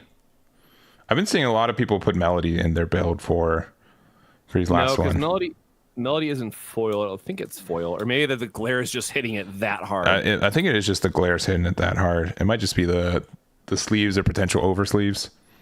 Oh no, yeah, it is a one. Oh no, I saw 4 there for a second. Oh, move your hand a little bit. Move it over. All right, active trigger. Active. That does help. Do we have something large enough to be able to take advantage of that though? Oh, it's the Kurapika. Kurapika. There we go. Yeah. All right. 7K body. We did it. We found a blocker. Yeah. And so we're going to be able to, once again, we can block here. So get around the impact. There's a Melody for sure. Yeah. Oh, wait. Is there a life on top of it? It is on top. It sure is. Yeah. Which where their tables and stuff look like, that's fine. I get it. But it is a little jarring if you're just jumping on into the match. Yeah, it makes sense. Hey, they're working with what they got, and for webcam games, you definitely gotta lean into it where you can. So it's a setup, so it works. Mm-hmm. It fits the official guidelines of online play. All right. Well, we've got the neon gaming, baby. Let's go. And we're generating how much energy? 1, 2, 3, 4, 5, 6, 7. So if we get a raid Kurapika, that would be huge here. Neon gaming. Neon gaming. Yeah, but we need like 2 of them, right? I would have windmill slammed it here, but yeah, we're still staring down the other 5K, which feels pretty awkward. So like you can maybe live if it's a final, but having to hit 2 isn't going to do it. Nope. We are not neon believers tonight, unfortunately. Yeah. We could also, but if we have like the special trigger, right, that would help with specifically that Kurapika. It would give us the additional impact and the snipe effect. If we had both, I mean, if we had 2 special triggers right now, we have 2 Kurapikas to take advantage of it. Oh, we do have 1 copy of it. Okay. Well, we at least get to knock out one of them. A final trigger can save us. What is in their back line? Is that double Netero? Okay, so their opponent doesn't have anything like shocking to worry about in the energy line, so we're okay there. But we still have another 5K to kind of worry about. So we do see the Zepile here, which is just the draw trigger. We're going to have a free block from the Kurapika, so ordering here doesn't really matter. Or I guess he is producing 6, so he has to block with the big Kurapika. Because it has impact otherwise, yeah. So he does get the card filter, and then what is a 3K and a but the other one, this has impact as well because we do have a 5K or more on the board. Oh, right. Yes, it's any. Oh gosh, that was super close then. Color trigger. Yeah, that's going to let us. Most likely nothing in hand. Yeah, because we have nothing in hand. Yeah. And then have to block the Melody. Oh god, this was a super close. Now it really just comes down to, do you have the final triggers? It really comes just down to that. Because if you promote, I'm trying to think if they have like special into. Nope. Okay, well they're gonna go down to 2 energy. Oh, those guys are 2,500, so you have 2 blocks that way. You didn't need to block, but that's fine. And no final trigger anyways, though. Okay. Yeah, because there's you only get snipe the turn it's played, right? You don't get to, man, if you could maintain snipe, That'd be very strong. So Xion does in Sword Art Online. Actually, it's super fun. Okay, If I remember correctly. Or it's like she gains snipe and then her special also gives snipe, if I remember correctly. I just remember it being a snipe insane amount of removal that it had. But I mean, it fits because she has a giant ass sniper rifle. So why not have snipe? Yeah, right. It definitely makes sense for a character like that. But yeah, I think that one could have gone either way. Obviously, mirror matches in this game can be pretty close because generally either you both have outs to your big bodies or neither of you do, right? And you have to decide who's either faster or has more of the control pieces. So we still have a good amount of time left in this round. We have, I think, 13. I'm going to jump to some of the X1 tables real quick. Let's see. Table 12 is finished. Table 15 looks good, I guess. Yeah. Yeah, we've seen both these players individually, but we can just jump back into it. Let me just fix this real quick because it is yellow bleach once again. Again, I was, as you were saying, I was not expecting as much yellow bleach as we currently have on the docket today. I think it's really cool, though. I'm really excited to see, because, you know, there's, like, the decks that you would expect, like, right, a lot of Purple Bleach, a lot of Kurapika. But we have a good amount of variety, which gives me a lot of hope for the whatever the regional that they're calling again, because I know it's technically not the Union Arena Rare Battles, because that's the side events, but I don't remember if they gave an official name to the regional or not, now that I think about it. But I'm expecting a good variety there, so that'll be fun.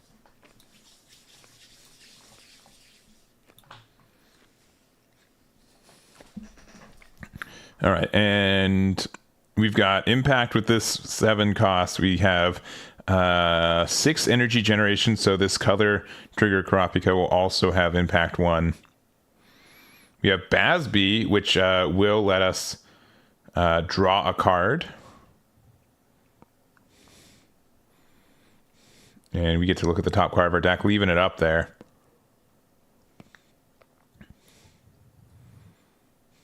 Also, shout out to the shiny flex here. We got some of the release event Aandroidd. We have the full art Basby, which I just love the yellow bleach alt arts. That is the thing I will say. Like, maybe personal preference here. I know probably a lot of people are just like, oh, but Ichigo, we love Ichigo, and having the darker theme on it. But seeing like the yellow alt arts next to the purple alt arts, I'm like, the yellows just look so much better. Like, they're brighter, they pop more. I really like that more like kind of light mode versus dark mode, I guess. I don't know that it's a better naming for it off the top of my head right now, but they all look great. All right, looks like we're looking through. Yeah, we did draw an extra card. We got to be pretty careful because they're presenting 2 impact cards right now. We do have ways to kind of like stun some of these or interact with it, but it's going to be a little bit tough. And we do have the final trigger, so we're back up to 2 action points. Now we do have a metalized, which is pretty strong. Very nice.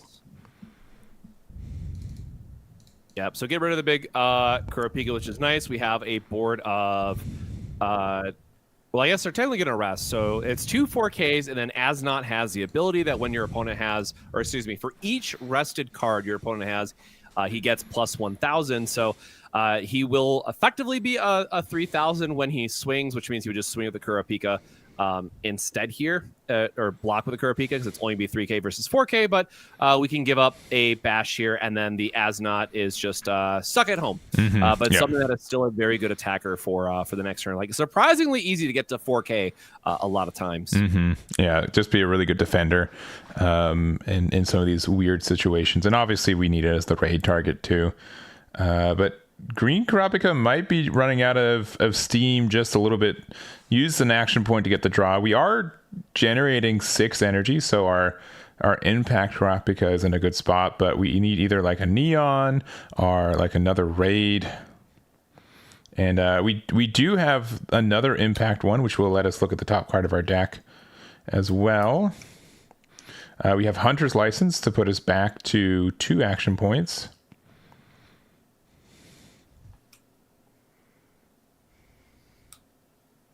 Yeah, it's hard because like we're still staring down 2 4Ks, so like we're at 2 life. They're still applying a good amount of pressure, and we know that there could be like a Jugram coming down at any point that would then have the impact and also make us force a discard. So looks like we don't have the raid if we're playing that to the front, and so we're just trying to play out some bodies. Oh, double zeros to the front, just giving us some blockers, and not having the raid target here does feel pretty bad. But we still do get in this attack. We do still get to force our opponent down to a single life, and also we do want the when attacking trigger. Yeah, so we get to look at the top card of our deck, decide if we want to keep it at the top or bottom. And we are going to leave it at the top. So if we survive and one of our impact Karapikas are able to survive as well, we're in a really good spot. We're also at this kind of weird thing where, you do want to try to set up your raids. So if there is a raid Karapika at the next hit, it would be able to go in, but we're only generating 6 energy. So that's a little tough. Yeah. Definitely a rough call there, kind of what you set up for, because again, these 1500s are just blocking and quickly dying. But yeah, the 4K Kurapikas at the end, again, we just want to see one of them survive to try to impact. I don't think there's a way we can set up like keep double impact and get the final through it, like just being at 2 life. If they have any type of removal or answer, we're going to be forced to block out. But again, Kurapika, as long as we have that 6 energy in the back line, it should be good enough to help close out the game for us. All right, so we do have the Jugram there. It doesn't really do anything right now, but it is a 4K impact. Oh, and no additional plays, so we should be in an okay spot. We're just going to take this. Is the Z pile, which is going to let us draw a card. Yep, really unfortunate to not see like a Metalizer or something else just to kind of force through. So, I mean, this will just be blocks kind of across the board, right? We're going to lose the 00 Kurapikas. Asnot is only going to be able to go up to 3K himself when they block with the Kurapika, so we can't even get another way off that way. So, with the double impact, this should be a clear victory to push through. Unless, again, they make a small mistake and don't have 6 energy for some reason, but this is basically just an onboard victory, as it were. Yeah, I mean, again, we always have to say it. Double final trigger could change it, but I think we're just attacking and going for it. All right, but I've definitely had the double final trigger happen against me, but it's 1 out of God, however many 100+ games. Yeah, I'd say so. it's strictly less than 1%. And I was still burned into my brain. Like I always sure. play around final. Like I always set up my hands to like my final turn. I always have a removal plus an impact or something to guarantee it. And that isn't it. So we do have our green Karapika here going currently X1 in this one, and we'll see how they do in the next couple rounds too. But that's going to be closing it up for round number 4. We've got 3 more rounds left. We'll see what what archetypes are left undefeated. We did see at least 1 yellow bleach and Karapika from the mirror match we watched too. And we'll kind of see what the other 6 spots are. So we're going to do that real quick. We'll be right back, and we'll see you guys in round number 5.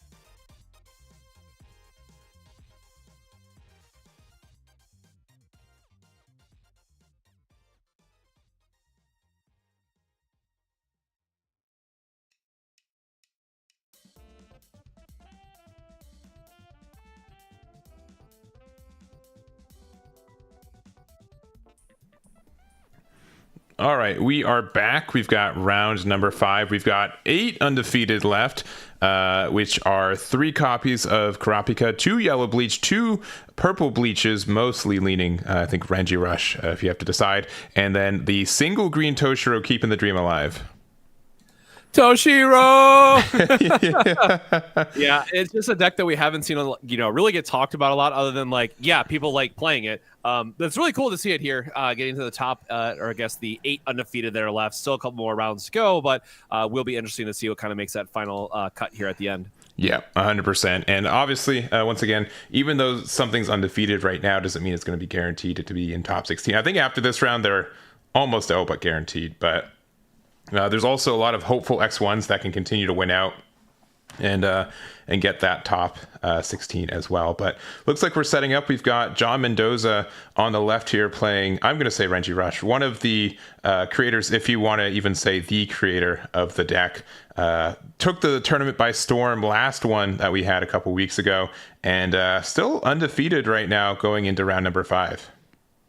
Yeah, it's got to feel pretty good, having a hot run with it. Obviously, shout out to their team and to Jake as well, who did the video on it. But, they all basically went undefeated, and their only losses were to each other teammate. So they had quite literally the best tournament run that the deck could have had in the last webcam series. So really exciting to see just such a honestly a deck that came out of left field, especially for following the Japan meta and kind of how things have developed. We didn't really see a lot of these more like super low to the ground aggressive strategies. And a lot of that might be due to the fact that we saw JJK and how strong the rated UG is, and just being able to bounce a 4K, can play a role of kind of stopping these decks in their track. But, just getting those 4K bodies and striking first is really good, it turns out. Mm-hmm.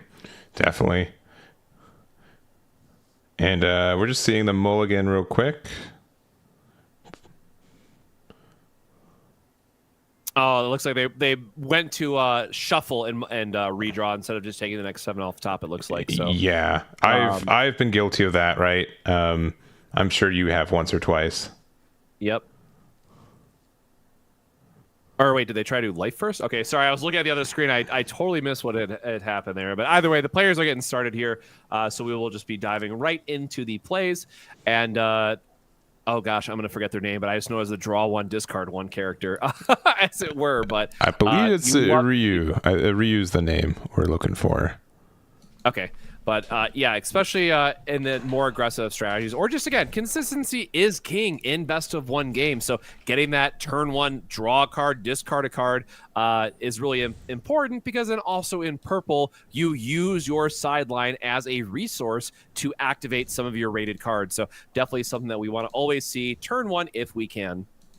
Yeah, and we just get our double balanced energy out real quick just to be able to start our curve, which is quite nice. I do think specifically yellow does appreciate this double energy, since they have a lot of 5 energy plays, which just are a lot easier to do when you have 1 or 2 copies of a double. So we've got another Ryu right out there. We've got the Ichigo. Look at the top card of our deck.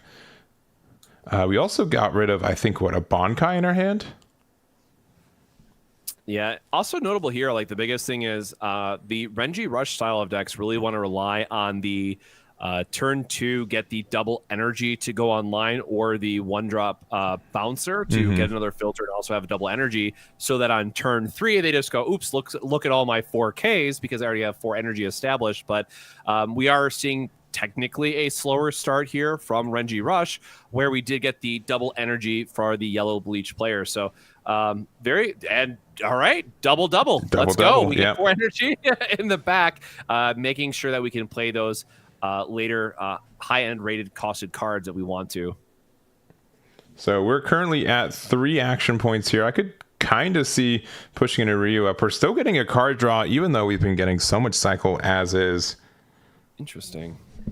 Yeah, I definitely like pushing 1 up if you have the 2 energy unit in your hand, just to set that up for the following turn, and just get in a poke while you can, because also looking at our opponent's board, they're not going to push up on their turn, so you know that you have at least 2 damage off of promote here. And this is again one of those areas where you really just have to know your opponent. Yeah, even too, if he has a 1 in his hand, that's totally fine too. You really have to know your opponent's deck and know that, hey, I can see what's on their energy line. I'm not worried about a promote. Let's just get in some early damage while we can. Yeah, and so we've got the 0 cost Ichigo. We have the Urahara there, which is going to be a double energy when it's active. And we're just going to start one attack into the life. We do have a Yubaha adding to hand, the raid 1. And then we have a 0 cost Drugrum that we get to add to hand as well. All right, love getting some extra cards. Lets us, plan out for our raid strategies a little bit more. And even though those guys are only a 1500 on the front line, again, yellow is a little bit slower to kind of develop their board state. We'll easily be able to block them out once we get some bodies on the board. But, they did strike first, and that 2 damage can matter a lot. And our opponent already has the 4 energy, or the Reggie Rush already has a 4 energy in the back line, which, again, is the magic number that we're looking for. We have the 4 energy. We could see a swarm of 4Ks come down on the next turn. It's just really going to depend on what those last few draws gave us. Yeah.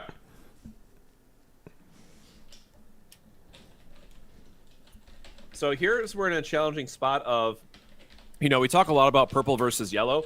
Purple just has so many good 4 energy costed cards that we can lean in on and play out as needed. But for yellow, a lot of them are 5 or 6 costs that we want to be playing often, other than like Aandroidd and Bambi gets an honorable mention, but also at the same time, not really. We can't just take 2 more damage here. So this has really got to be either a final trigger to extend out and get 2 blockers forward.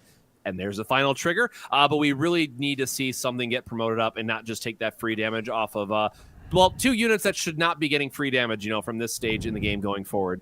Well, we do know that we did have the raid Yubaha from the life. So let me add it onto the screen here, but that does right. I forgot top 3. I'm so focused on the strip a raid card. I'm like, oh yeah, it doesn't do anything, right, with playing the Yubaha here. But no, it does actually have a secondary effect that does come up sometimes, usually often used for the strip against like a Kurapika to bring them back down to a 1500. But killing a 3K is actually just fine here as well, and you're getting a 4K body to protect against the 0 in their front line. But we do get the Jugram here as well, which is they probably have more cards because they drew a bunch. So I think Purple Bleach will have to discard 1, and then we're having an impact and a draw 2, and potentially damage 2, I guess, if they block. Well, I guess they wouldn't block. They wouldn't block this. Yeah, that'd be not a wise move. But still, hey, 2 damage coming in. Yeah.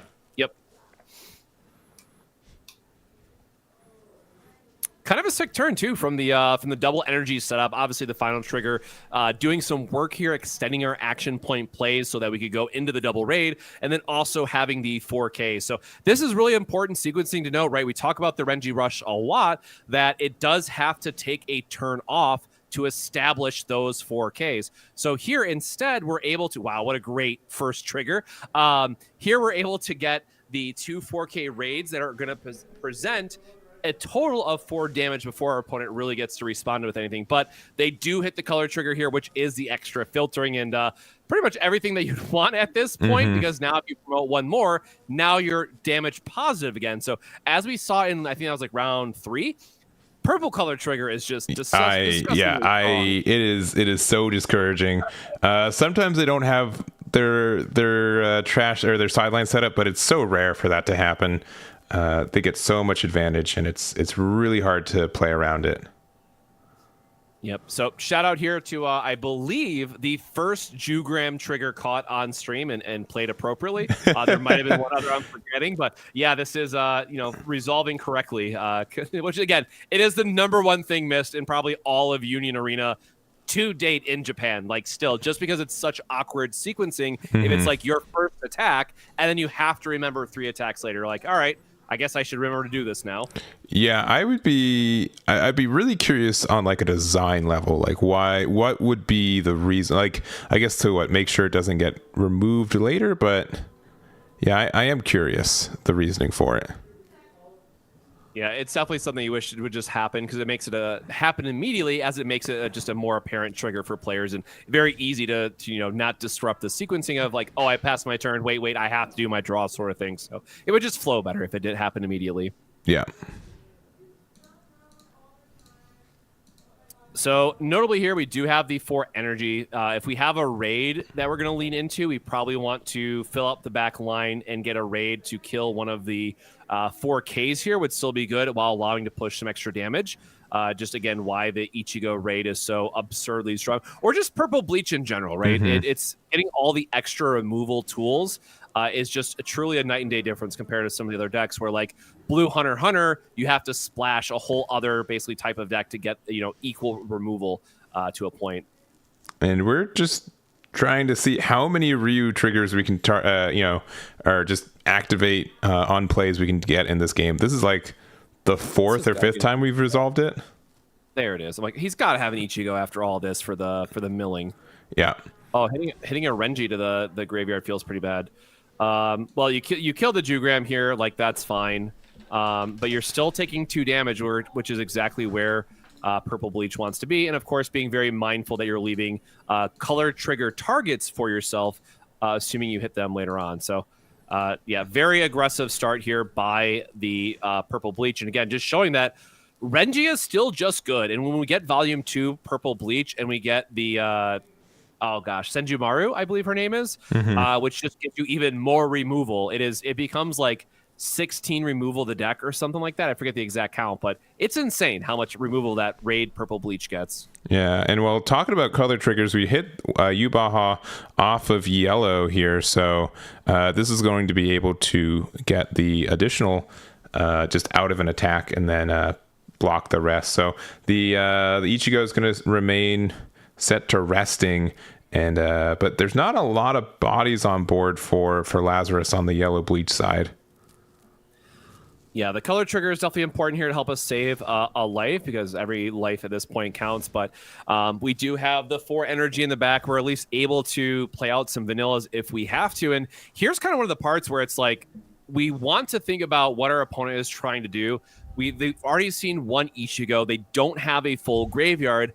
I just need some bodies to block out at this point. So especially if you have a raid heavy hand here, it would be correct just to vomit some bodies to the board at 4K so you don't take the bleed chip damage from the other 0 energy and 1 energy costed cards on your opponent's front line.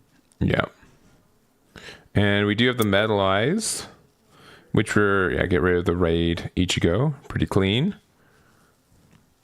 But at the same time, we've only got 1 body. We could maybe put a second body up here. Oh, we do have, the final trigger. Okay. That is really important. I think we're at 2 and 2 now, or no, 1 and 2 to 1 for the final trigger so far. But again, yellow really needs them a lot more just to help set up their board and help stabilize. Because again, we are a little bit behind here in this case. So just getting some 4K bodies to the front now will help us stabilize and then also apply some damage, hopefully in the following turns. All right. Very nice. Yeah, very, very clean turn. We're going to be able to get the Basby out. I won't be able to attack this turn, but it will later. We also got the removal of a card too, so we could potentially get the double attack from the Yubaha, but it looks like they're just attacking in. There's going to be a Renji, which is going to add to hand, but that will get the draw 2 and sideline 1. And we're just going to get the block there with Ryu. Yep. Important to know, though, we haven't seen a Renji yet, and he only has 1 card in hand, so he probably would have, or I guess no, because he used all his action points for that last turn. He could have the combo in his hand because of 3K shrink, or no, Basby's 4K. Never mind. Yeah, that's 4K. So yeah, it's probably just a vanilla 4K to the board, but we're kind of back in this position again where we had just talked about where, yes, it is a rush deck that wants to play these 4Ks to the board, but you have to take a full turn to just play them, where on the yellow bleach side, we've seen the power of being able to raid and immediately get those attackers in, so you're always going to be effectively +1 damage over your opponent when they have to take a full turn off to establish that 4K to begin with. And then the Basby on board threatening the damage to always and just being a free cycle is going to be pretty spicy. Yeah. All right, we've got our 3 action points. We're currently generating 4 energy. We're generating 6. These are double energy Ichigo. So thinking about what we want from there. Yeah, I'm pretty sure one of them will end up getting promoted. just to have, because it is a 4K attacker, right? So it does provide you with an avenue of getting in some chip damage that way. Again, just trying to pressure our opponent as much as possible. But I could even see a case for promoting 2, depending on what's in his hand, because we do have the double energy. Gosh, forgot his name now, but it's very easy to streamline in some extra plays back to our energy line while still producing 2 4K attackers to just pressure our opponent. We still have a life advantage. We want to try to remain that aggressive threshold that we have so far, but we can only do that if we have either a raid or if we promote double Ichigo here. Now it looks like we're going to go for taking the turn off and just establishing 4Ks to the back here. Which can be fine too, right? We have 2 blockers on our front line that we don't care to lose, so to speak, but we're only able to push in 1 damage here with the Ichigo that is a 3K normally, goes up to 4K. Did not see the trigger there. It's an active trigger. Unfortunately, doesn't matter here. Would have been nice for the next turn, but we are just going to see a pass back. The other thing that's important to note too is Renji does have the ability to pay 1 action point and be a damage 2. So this might be a back and forth battle of the damage 2 scenarios because it's going to force blocks on both sides. But Purple Bleach has the life advantage, at least for right now, which is going to be the important part. So really important here for the Yellow Bleach side to find another raid or find another really aggressive swing turn to try to finish this out in 2 turns, but we've seen a lot of raids so far, so our opponent's hand from the Yellow Bleach side is probably looking a little light at this point. Yeah, we have been able to get a good amount of Jugrim draws, right? So that has helped us a little bit. The other thing, too, to kind of note about Purple Bleach is that their cards, on average, are so good in our life. We have so many good triggers. Half of them just like help us add cards to hand, so we do have to be careful about just how good and how much advantage we actually give them by, hitting their life so much. And have we seen a special trigger from Purple Bleach yet? Nope, we have not. So there could be one hiding out in life or saving it for a big swing turn, which would be really good for this next turn. Staring down the double Renji from his side. So if they have because again we have 2 free blocks we basically don't care about. If we have the special for the Purple Bleach side, it could be really impactful. Mm-hmm. That can stay on top. I do not care if you draw into that 0. Perfect. Keep that. I would like you to waste your action point to play it for a cycle instead of just giving you a free cycle sort of thing. Also, that's the 4th cycle. Actually, hold on. Full stop. Right as we were talking about earlier, how Yellow just wishes that they had the the cycle ability. Well, so here's if I'm able to correct and move some goalposts right here. Don't say Graham. Don't do this. No. But I would say that all of their cycle is top heavy, right? And you really want your cycle early game, right? So you can see the pieces as you grow up it. These are just good cycles after you've kind of already established a good position for yourself. And they're still conditional ones too, right? Your opponent can, quote unquote, play around them, as it were. But, we got another Yubaha raid. This is going to be huge. This is great for killing that Ichigo, relieving himself of a 4K pressure on the following turn. And now we're staring at double. Okay, wait, hold on. Oh, God. So we have Bazby, who's going to gain double damage, and then we have double Yabaha, who's going to threaten double damage as well. If any of our other cards hit the sideline. So if we block this just gives the Yubahas also double. So I think we're guaranteed to take double from one of these almost. Yeah, that is a scary that is a scary turn of events. Again, we do have 2 blocks effectively that we don't care, right? Like we'll let the 0 energy and the 1 energy kind of go their own way, but this is still a very scary board to kind of sit back and look at for all the double damage effects. So it's going to come down to what do these triggers look like. So nice. So we do see another color trigger giving us the free block. Oh wow. Yeah, that's super solid for us. So that will help, stave off a little bit of the bleeding. We do have impact. This one has to go in as well. and then we'll be able to get double blocks for these other attacks. Yep.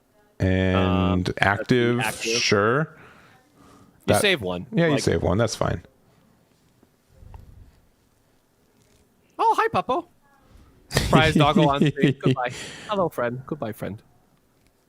Usually the doggo section of the stream is audio, not visual. Nice change of pace, right? Yeah. And then the last one, is just going to get blocked by the 4,500 Ichigo that got the bonus from the active trigger. Yeah. Actually, might even be 55, but yeah. Either or. Big enough. Big enough, He has yes. sickle right now. Yeah. So again, the other important part here to look at is from a board perspective. We did get that Ichigo back. It does give us an extra block, but it's also 2 attacks we don't really care about. So we really just have to worry about the Renji. We probably can't afford to give it the double damage, but we are going to get an impact plus draw off the Ichigo raid from the starter deck, which again, it gives you impact. That's really nice to see. And then also just the card draw being really important. And we do have the Bankai. So I don't think we've really seen any special triggers. We're going to give double attack for ourselves on both of our Renjis, and we're currently generating 4. Do we have a special trigger? We don't. Nope. But still a good setup to the back. Again, we saw how these damage 2s are going to be really important. So we give up Yabaha and the impact, I guess, because we want to just threaten double. Or I guess, do we win in 2 turns? Yeah, we do win in 2 turns. I mean, if we have another impact in hand, we can just win, right? So I guess if this is like a color trigger or something. Nope. Final. Rest in peace. Yeah, I guess how many Jugrams has he played? I guess that's the thing I'm not sure about. Because we do have the energy in the back. We have the Bambi, which can be a 4K attacker. I guess he has drawn a lot. Or I guess we would need to see the other Jugram from hand. Yeah, and it's just whatever 2 you are. Yeah, you just want to keep the Jugram there, it seems, and hopefully that if we have another way to get impact, we could just win on this next turn. Oh, he's in top deck mode. Actually, never mind. This would be the sickest of top decks. Because that would be 5 energy for a 0 plus a Jugram in the back to get ready to get promoted, give us the double impact, but I don't think we drew it. Yeah, I don't believe so. Energy plus Metalize at least gets rid of, I guess, you still have to deal with double damage on the Renji side. Like you can get rid of the impact, but it's still the double damage as being the kind of the rough part.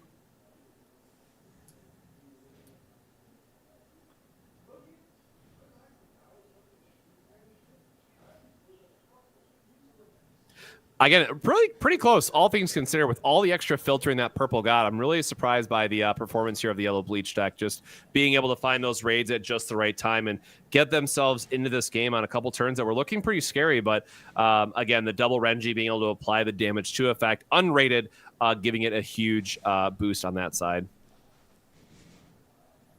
1 Ichigo isn't anything, so you keep that on top. Like, we just don't want to give them a special trigger, basically. Yeah. Oof. Wait, did we put in the trash?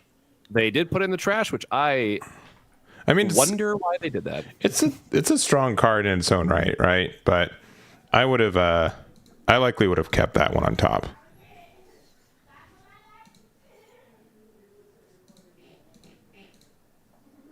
I'm guessing the last card isn't anything if they I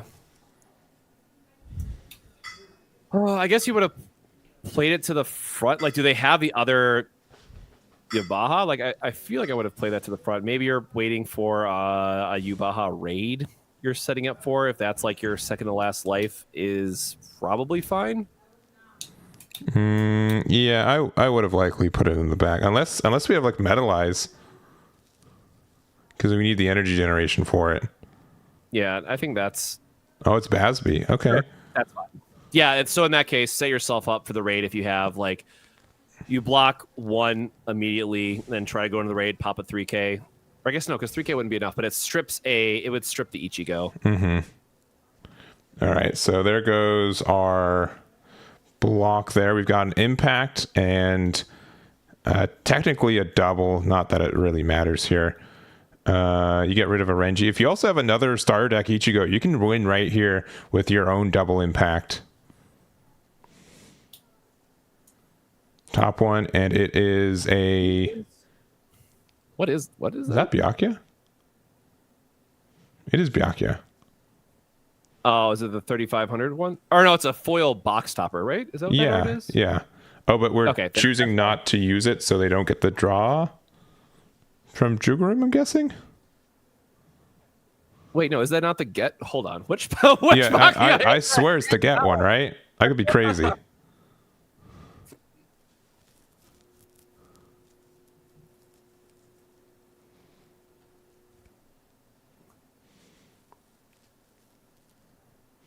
Yeah, that is the...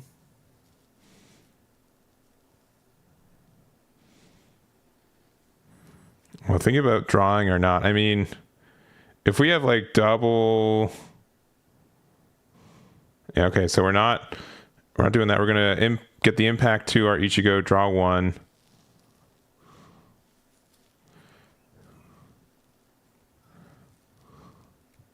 Yep, damage 2, damage 2. And then another impact one Ichigo. Okay, so sure, whatever. Yeah. This is kind of... All right, so... Special, or do we have an active, basically? Like, block, save our Jugram, and just flip the top life. Yeah.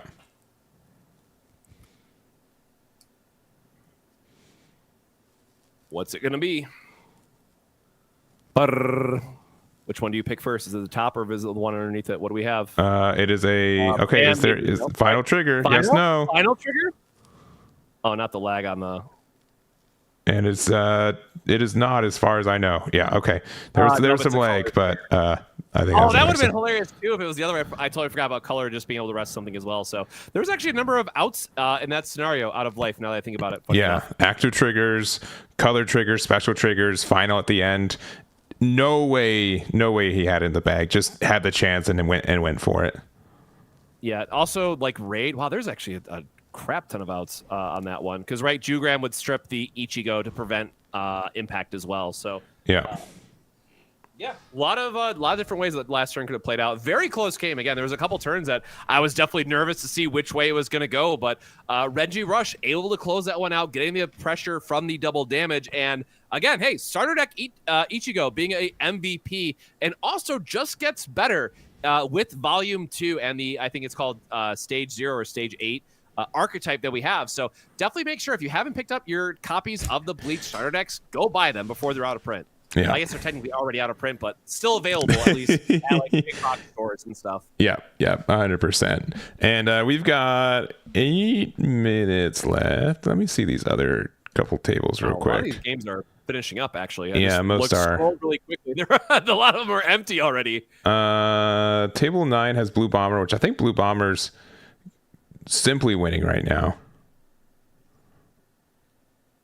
I see double Bara. Yeah. And then, that was the last life. That was the last life, yeah. And then table 12. Table 12 is just about to end too, and that's pretty much it for this one. So we might actually jump into the next round quicker than the timer is kind of saying for it. So we're gonna spend that time. Also, DJ, awesome. With the subscription, do appreciate, and the follow, really do. And we're going to go into 6. We've got Renji Rush. We'll see the other 3 decks to join it, and we'll be right back.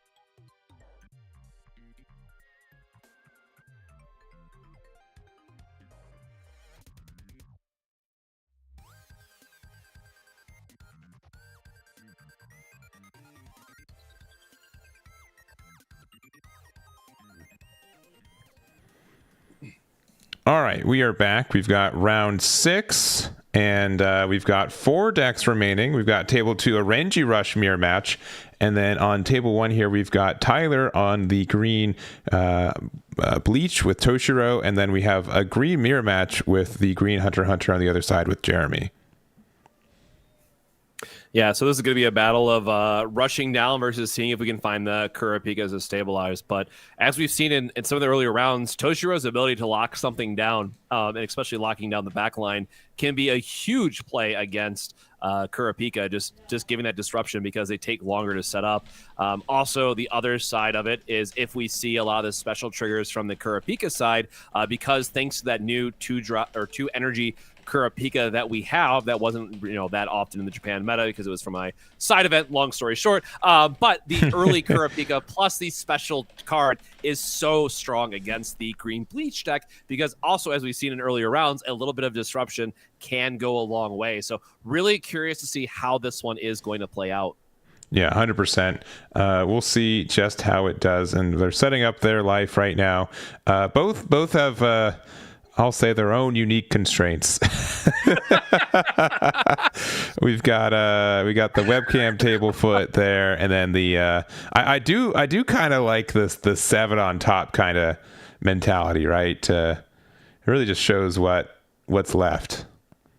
Yeah, I do appreciate the clarity or visibility that it offers because so many times, right, with webcam games, either sometimes a connection issue or other things going on, it's kind of hard to see how much life they have left, especially with everyone using more monocolored sleeves where I like art design on the back. It's a little bit easier to kind of separate them, but this is just right up front saying like, hey, no matter what, you can count my life. It's there for both of us. Where on the other one, we do see the dice placement kind of playing a role, but is admittedly a little hard to see with their current configuration. Yeah.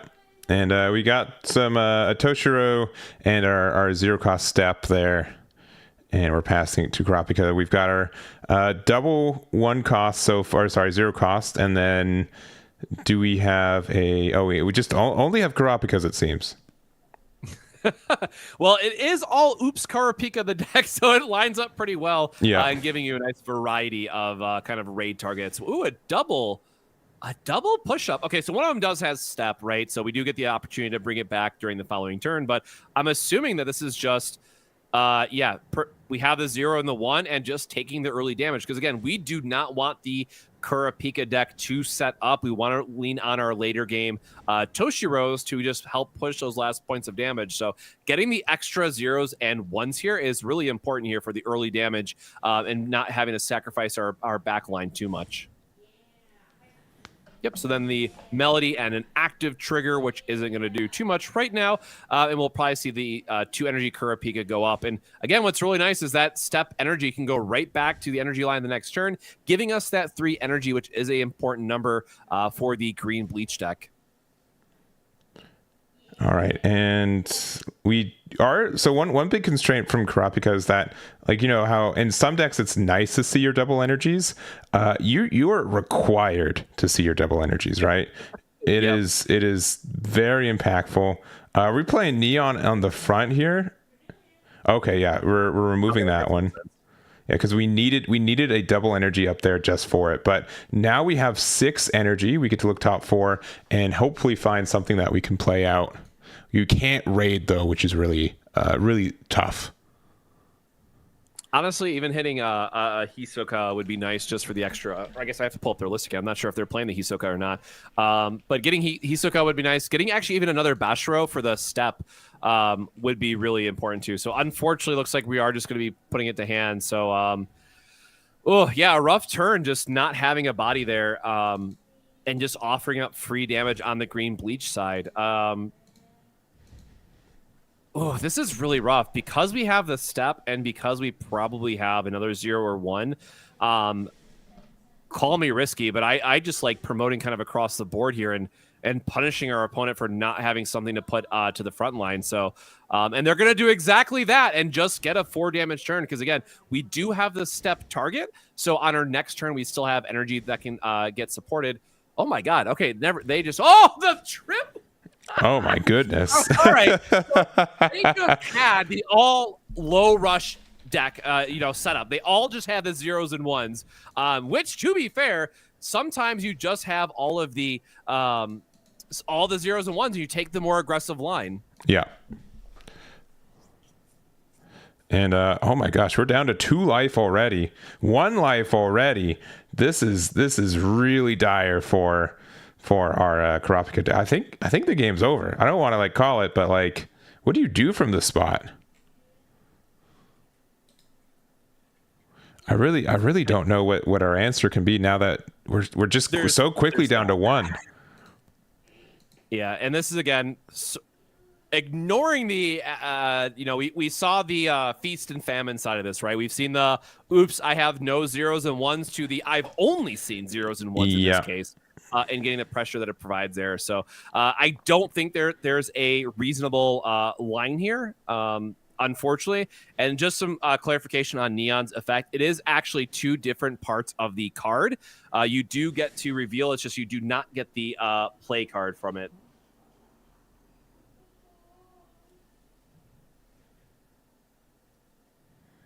All right. Yeah, we're pushing up the Karapika there. Currently generating 5 energy, so we could put a double energy in the back, put a Karapika up, but like we're in danger territory. It is tough. Everyone decided they want to go home early tonight and just play. But they're already home. Well, sorry, home to their bed. That's yeah. My sweet bed, as it were. All right, so we're getting there. Unfortunately, if this happened to turn earlier, we'd be in a better spot. But the fact that 4 damage went in last turn is just absurdly powerful. Yeah, and again, we do get the snipe. We get a little bit of disruption. We have a 5K body, but we really got to windmill some final triggers here to have a chance of getting back into this. Yep, and putting the top card of our deck to the bottom. So you're saying it wasn't a final trigger to hope that we have another final trigger? For the next one. Yeah, 100%.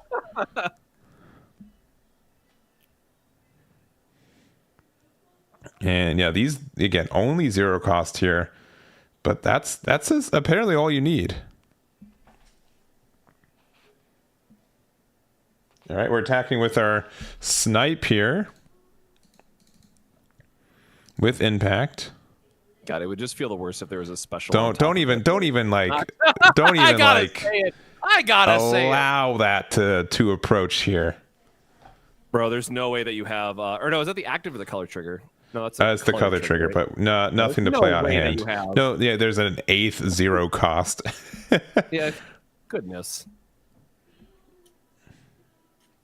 And Toshiro, so it's a get. Oh man, if you put it in the other way around, you'd definitely be able to play that out. But here it is. I mean, you're going to have 4 very easy attackers here. Really just need to have a final trigger here.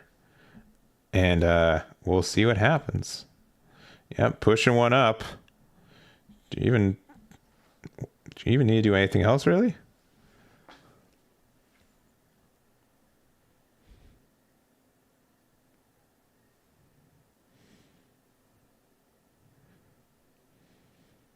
All right, playing another Toshiro on the back. And the raid, yeah. Oh, come on. Yep, we're going to lock down that nice Kurapika. That's a 5K. And oh, by the way, and your entire back line, because we do have all these bodies on the board. Yeah. Which means we're also winning through a double final here. Yeah, we sure are. This is going to be very tough.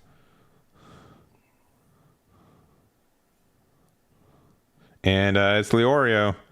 Nope. Not quite there. And we have our first finalist. We've got Tyler on the green Toshiro. He's been the only Toshiro left undefeated since I think round 3 or so. So he's just been doing that. And unsurprisingly, actually very surprisingly, our other undefeated table is Renji Rush, and they're still got quite a amount of game left. Maybe not quite as fast, but still very fast for both. Oh shoot! Shout out to my locals. That's Javante. It sure is. Wait, did he swap his deck? He actually plays the raid version. He might have switched, but he might have. I got to give a special shout out here for the Ipsy crew, as it were, here in Michigan. So, okay, let me quickly add these leaders here. So I'll put him as Ichigo, and we know John's on. Nope, you're right. It is. Oh no, he is playing the Rukia as well. Yeah. Interesting. I might have. Oh, I have to fix this awful camera setup. My bad. You guys are going to see some fun camera movements. Woo! It is too late in the day to really do anything else. Unfortunately, here. it looks like he is down to 1 life here, very close to it. But he is playing a more traditional. We are more focused on the raid side of it, where we are seeing our previous round with the proper Renji Rush. So. Yeah, and it looks like they've got a standard definition camera, so I can't rectangle it more than this, but one life is a little bit scary. John's got so many Ichigos out, but if we don't get a raid, we can't really push that last damage. And right now with cards that we have on board, we're not even really pressuring anything, right? It might have stabilized. Yeah, this is I'm just gonna eat all this damage kind of coming across sort of thing, and just crack back with my 4 Ichigos that you just have to block in this case. Or sorry, 3 Ichigos, because they go up to 4K. Probably just miss the early the life hits getting hit. Or again, even like a special trigger. Like I'm just letting my opponent hit me for every single one of these. I find a raid, I find a special trigger, I find an active, like so many options here. Mm-hmm. And sorry, I'm looking at. I always get the color trigger and the 3 cost. So these 4Ks are actually pretty scary, and this might just wrap it up in its own way. Okay, well there we go. Yeah, so you can use this. You got 2 cards there, so I think we have 8 in our trash. Yep, it's exactly 8. So that's going to be able to get rid of whichever Renji or Ichigo you like least. And yep. 1 life with 4 attacks next turn. You really just have to wait for that final trigger. Yep, just taking this one as well, letting it go through. Again, finding another raid, finding a special trigger, just anything else to lock it up at this point, and we're not really too worried about. He might have another Graveyard Matters sort of card if he's blocking with the raid side. Yeah. You know, again, rated Ichigo on defense is another reason why it's so good. Like you got to save 2 life that turn. Right, basically out of nowhere, which is why it's so good, and also why we see blue JJK being so good. But again, at this point, we are just looking for any removal, any extra raid, even a promote does it. Like there's a billion combinations and a half here, but because he blocked, I'm assuming that he has like a Renji or something else, another Ichigo or something else to get the graveyard filled up and then push for that last point of damage. Yeah, and looks like another Ichigo. This is going to have impact if we need it to. Not that it looks like we do. Oh, yep. And then he gives that yep. So he played perfect playing. Loved this, by the way. Mm-hmm. Played into the extra card draw. Just give himself more 4Ks into the back line. Very, very skilled piloting. Love to see it. Yeah. Renji in his last card in life, get to add to the hand. Or you could even raid with it, but not going to make a difference here. So we've got John continuing his streak with Renji Rush. And I think our finals are going to be pretty quick. Really quick. So we can go back to us real quick once again. But two aggro decks. I'll be honest. We got the Toshiro, and again, this version is a way lower to the ground, and I won't go over the deck specifically because we do have that one more round. But Cosmic, where if you were curious on any of these top 16 deck lists, where would you find them in the next let's say 12 hours? Maybe a little bit less. We'll see. We'll see how we're doing tonight. I was gonna say which one of us is getting to that first. Yeah.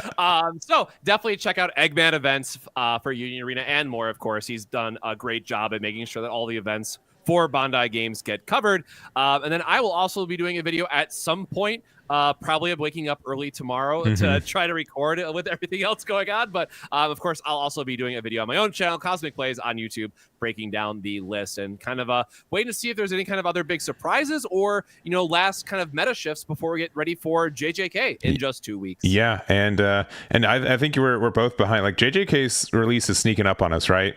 It's been a busy final quarter for this year. And I'm really looking forward to making a couple decks there too. So we're going to have some deck lists that we've been working on. They're going to be on the website too. Continue to update that and just a lot of content and just resource to help you guys get into the game too. So we've got, I think, like 15 minutes left. Yeah, we're just barely at the halfway mark. Let me see like some other tables real quick. Oops, all aggro, ending too fast. Let's just go to table 3. They've got some good setups, so, or at least some good internet, maybe. maybe some good frames per second. I love this. All right, let me see. Let me just change the. So we got green Karapika on the left. Wait, McKinney? That McKinney? Is that who I think that is? Maybe. I don't know who you're thinking of, so that makes it that definitely is. I didn't know he was playing Union Arena. Interesting, cool. I guess he plays a ton of card games, to be fair. So yeah, and one of my favorite things about Union Arena is it is pretty quick to pick up. It does take a good amount to kind of master and get the sequencing down, but I really do like the flexibility of this game. A lot of card games you're not really able to like just learn one deck, but this one you can too, and just play it on the side. Yeah, the thing I've been surprised about, again, just knowing how people were talking about it kind of originally, and there didn't seem like a lot of hype, but now we're filling up these massive tournaments for just, again, it's a Tuesday night, and we had 120 players out of nowhere. Yeah. But the other part about Union Arena, like, it's so cheap to get into as well if you want to just have kind of the base rarity side and just wait for whatever your favorite title is. So it is the literal perfect side game to pick up no matter what your main game might be. Yeah, I completely agree. We got a special trigger off of the life here. I guess we get rid of the Aandroidd, but we're in a pretty rough position for Yellow Bleach right now. Only at 4 life. It's a pretty stacked board on the other side, and we're going to be able to push a lot of damage this turn likely. Yeah, of course, as we're jumping in here a little bit late, we're not sure how many specials he's gone through at this point, but getting a special trigger here just to make sure that we're pushing 4 damage. Like, we very much could have lethal on this board if he just has either the special trigger or just a rated Kurapika. Could be very scary. So, of course, there's always the chance of something coming out of life, being it a yellow color trigger being very good here, or if we see something like their own special to remove something. But, again, this could be a very big turn for the Kurapika deck.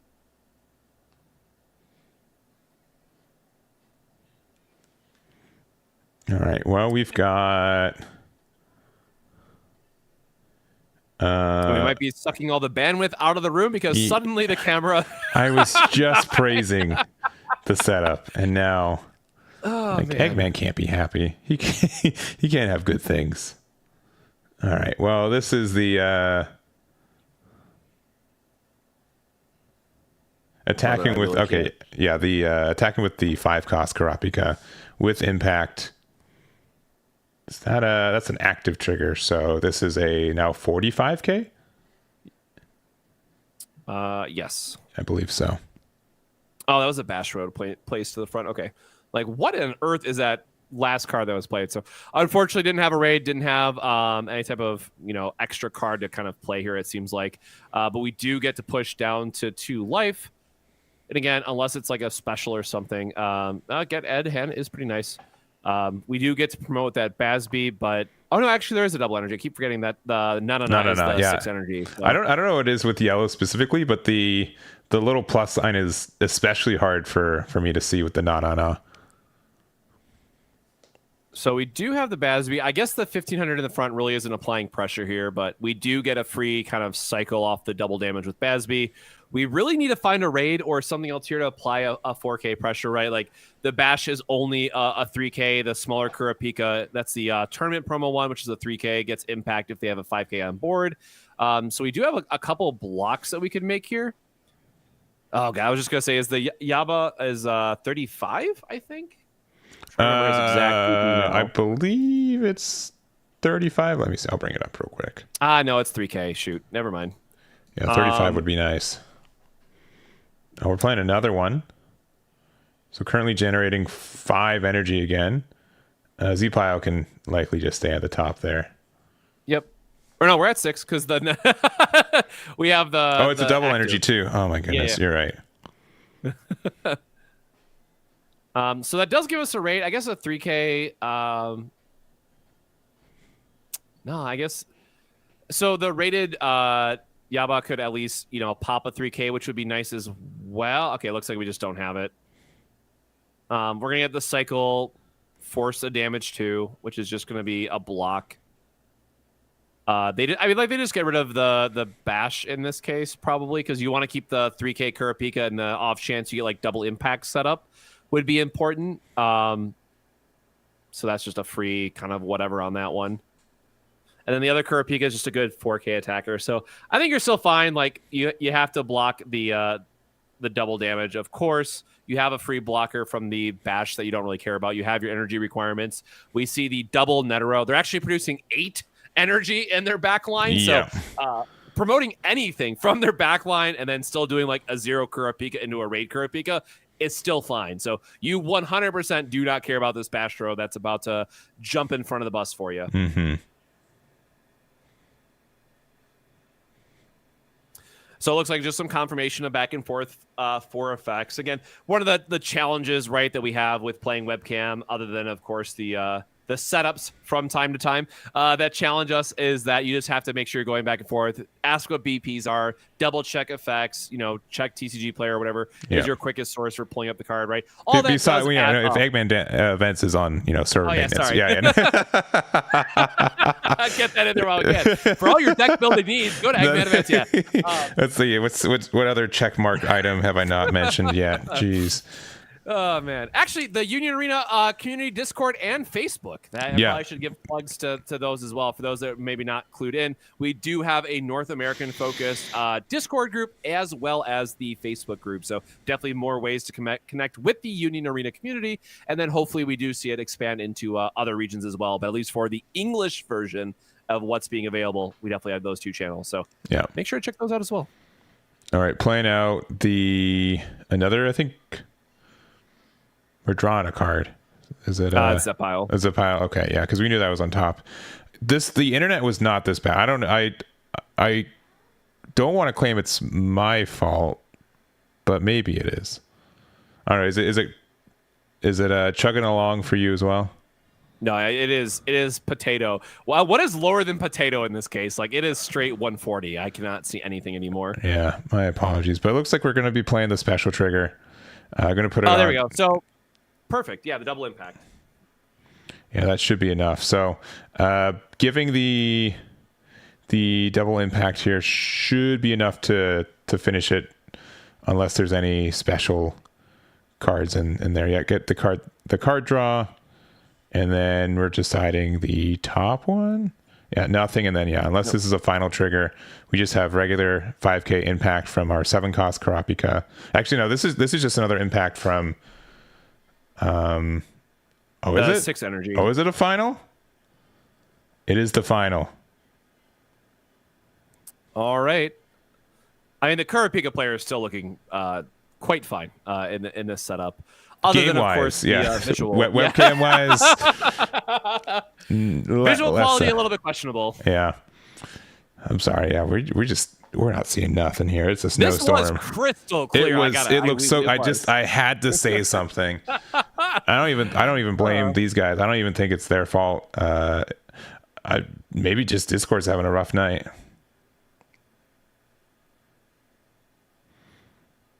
All right. Well, we're passing it back to Yellow Bleach. They've got a good amount of energy generation and still some cards on board. The biggest issue is that I don't know if we're going to be able to win this turn, and I don't know if we're going to be able to get rid of all these impact cards that are currently on Karapika's side. Yeah, that's the biggest part. Like, hey, we're down to 1 life. We hit the final trigger. That's great. We have 20 different ways of impact that we have to care about, and somehow also deal 3 damage this turn. So still not looking the greatest for us. Again, the 5 energy Kurapika just being such a strong card in itself really goes to show why the Kurapika deck has remained strong. And also just went 6-1 in Japan in a relatively large tournament, a year and a half after its launch. So people are still doing well with this deck in Japan and playing it in bigger events. Now, part of that is because they did just get their tournament promos sent to them finally, very much later than what we were hoping for. So that Kurapika full art, the 2 energy that's on the board right now, is just now getting to Japan and other areas. So we might actually see a little bit resurgence of Hunter x Hunter as people are playing the new builds and kind of getting to breathe second life or third life into these decks. Yeah.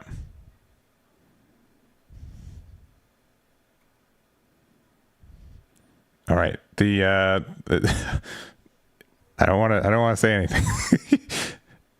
No, it looks like we've potentially. It's a beautiful day. It is a beautiful day. The snow is melting. The sun is coming out.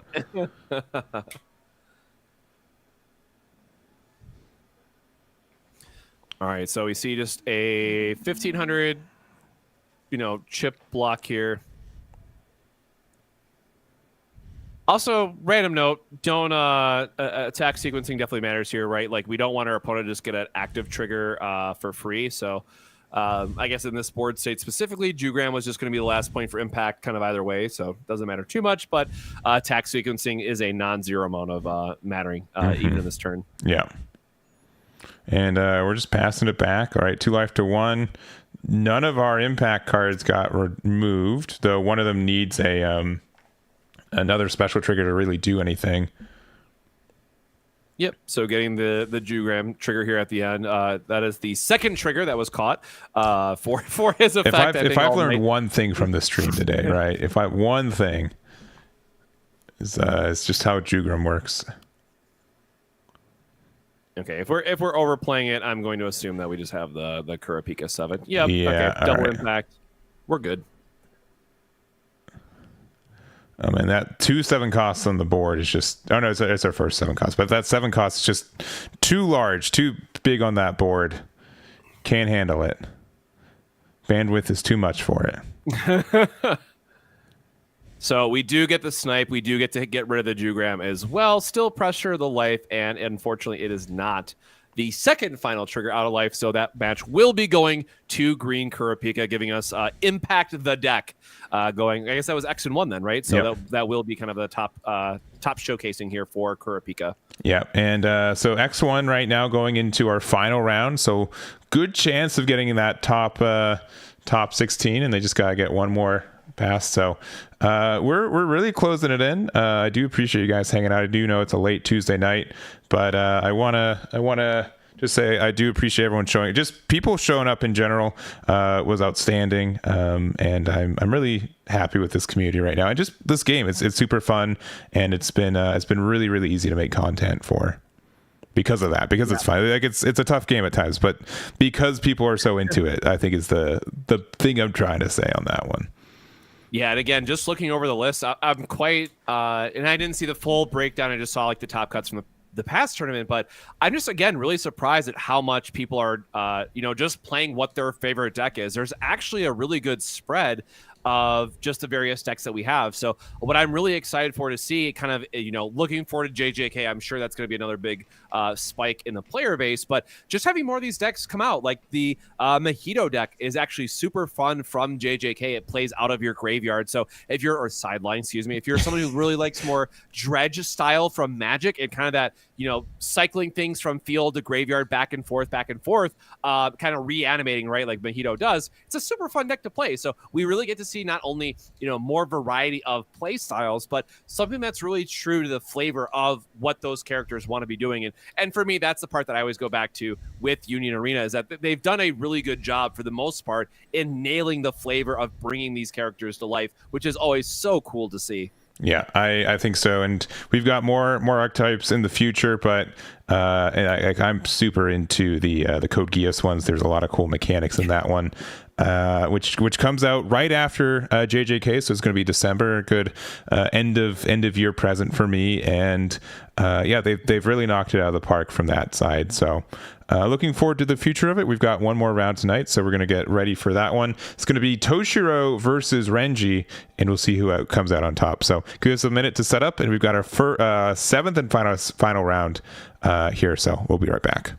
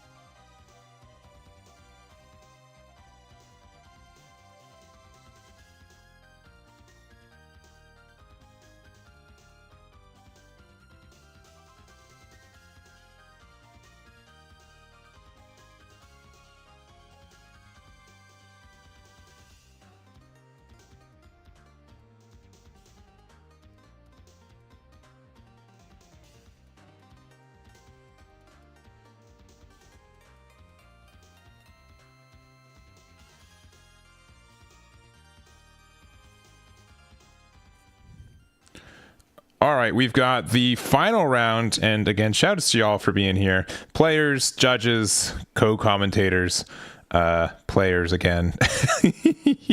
It's been Tuesday night, baby. Let's go. Tuesday night, and luckily, best of one. It's a fast-paced tournament. I do appreciate that. We probably could have even gone away with 30-minute rounds, to be honest, but. I'm happy to be here. And in our finals, we got Renji Rush with John as the pilot, and then Tyler with his Toshiro deck. Yeah, cosplaying as Kurapika. But we do have the... Or wait, did he add that Toshiro? Hold on, there is actually a Toshiro now. I do not recall it earlier either. I do feel a little gaslighted, if that helps you out. Yeah, that's that random surprise now showcasing that, okay, we are actually Toshiro secrets, out of the bag, so to say. But definitely going to be an interesting game. And I'm going to be perfectly honest, I have not a clue what to expect from this game because, in my heart, just Toshiro being able to lock something down should be a big enough tempo swing against a deck that does need to take a turn to set up. Because you want to be playing all those like just 4K bodies vanillas, that I think the Toshiro rate could be huge in how this is going to go. Yeah, and this is I will say again, this is a little bit of a faster version of Toshiro, which can mean that if your opponent's not able to set up, that you can really punish for them for that as well. But I don't really know our best ways to get around 4K bodies. But we did see Kenpachi in this build earlier today, which gets a lot of extra value for I think this matchup in particular. Yeah, this is definitely the match where you want to see that. I forget if it was triple or even quad Zenpachi turn that we saw, because, again, just turning off the Ichigo raid potential against them is so huge. And just getting to 5K constantly swinging, I mean, those guys can apply some very serious pressure. And we've got just some basic starts. We've got a tap double energy. I'm going to continue my new names with it. And then a Ryu on the other side, getting that draw one and sideline one. Yeah, again, really love the early filtering plays that we get to see out of purple. Best of one game. Consistency definitely is king here. But do we have the bouncer to go with it? Nope, just the Ichigo, getting us to look at the top and see if we're going to put it into our sideline or if we want to draw it on the following turn. Yep, and passing it back to Toshiro here.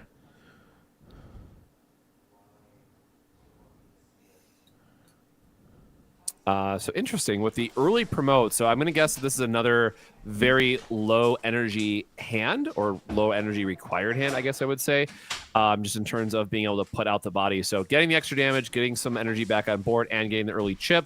Again, it's a 1,000, I think, for the double energy. I guess. I believe it is 1,000. Yeah. But you do want that value. Oh, we got a color trigger already, but before there's anything to play off of it, so nice. Definitely worth that risk there. Man, that color trigger has been an MVP for the Purple Bleach side all night. Yeah. All right, more filtering, more setup. I guess I have to look at the updated list because I know they're playing a lot more double energies, which are very important for getting the earliest aggression as possible, but we just haven't seen it. But we do have the Bankai, which will allow us to extend our turn and try to set up a 4K body. So if that's what they're about to go into, that will be able to apply a good amount of pressure and set up a wall for us. Yep, getting the Raid Rukia there, 4K body. Again, like a wall for this matchup. Very tricky to interact with for Toshiro. I mean, we can switch to resting temporarily, but unless we have our special trigger, we don't really have a great way to permanently remove these cards. Yeah, I will say, though, again, Toshiro's being able to lock something in the front. If we have a sequence where we can get the energy requirements set back up for the backline and go into the Toshiro raid just to push our opponent down to 4 life, I'd be okay with that too. So we'll have to wait and see kind of how their hand shapes up from here and what kind of pressure that we're allowed to apply. Because, again, we do have that double energy Ichigo in the energy line, which can also be another 4K attacker. So the follow-up turn is a little bit scary, and kind of the pressure is going to continue to build from this point. Mm-hmm. Oh, just the double push-up. Oh, God, what is your hand? Again, like Hold on, let me look at this list again. again. You should look at it again. this is honestly not a super surprising move for me. It's been very aggressive, a lot of low costed bodies, and we get the first block with the Rukia, so we can get some active triggers. Attacking again with that 1K. Ooh, hitting into the Ichigo. Do we want to raid into it? I think we do. I think you have to, just to protect your life. Like, you're not happy about what you're hitting here, but getting to save a life and, you know, potentially deal an extra life back is going to be pretty important. Ooh, getting rid of Renji, though. Yeah, but it looks like we're not even going to push it up, even though we could, because it looks like we just need that energy. But we will be able to prevent any more attacks, so... we're passing back, and you know, obviously some early aggression from the green Toshiro side, but I think I really am curious what their solution is for all of these 4Ks, all the the little removals that this deck's going to be, you know, known for, and it was going to start off with a push up of the Ichigo. Yeah, again, double 4Ks is going to be important when we're looking at, you know, the BP thresholds here being a little bit difficult. But again, we really only have the Toshiro, which allows us to, again, tap something out, and then all the special trigger. So, again, hitting a special trigger out of life would definitely be huge in kind of clearing the path and allowing us to continue on the more aggressive lines here. But we're going to have to see how this shapes up. And yeah, now that I'm actually looking at the list again, there is the extra 0 that I thought. But yeah, it's completely topping out at just your Kenpachis and Toshiros. Mm-hmm. Definitely way more aggressive than the traditional builds we've seen. But also, this is what I love. I've talked about this a lot in, you know, previous videos or other places where it's like Green Bleach just has so many fun different ways that you can build it that it really does allow for players to like, hey, I like these characters, but I want to play it in my way. And there's now this is like the very third option or third way to play the deck that we've seen. Yeah, and we're going to be playing the Star Deck Ichigo here. We could add Raid if we want to. I don't know if it's worth it right now, though, unless we really need that card draw. So it looks like we do. We're going to use it. We're going to get a card draw, maybe? No, it's the 5 cost energy. So it is the 5 cost. My apologies. Those two just kept me every time. That and like the Raid Ichigo, or sorry, the color trigger Ichigo with the 3-drop. It's just there's just so many Ichigos. The special out of life as we were just trying to set up this 4K wall. So again, seeing the double Ichigos this early, being a key removal plus getting the 4K attackers is really big. But we do love seeing a special trigger here to break up the wall. Yeah, and I think if I would hit Rukia, yeah, it looks like they confer. It's actually really impactful that if you hit one of the Raid Ichigos, they get 2 cards into their sideline. So because of that, you do want to try to minimize the amount of cards that they put into their sideline. Yep, and we do see the active trigger, which is not going to do anything here, but allows us to go into our next turn. And there is a pocket open for potential damage, but we really need to find some key pieces that can kind of clear the way for us, right? Like a Kenpachi, SR, I guess I should clarify. The shrink something 4K would be nice just to kind of attack the board a little bit more, but that is going to require 2 action points, and then unless you have the Yachiru to activate it and swing again, it can feel pretty bad to play something just rested in a more aggressive matchup.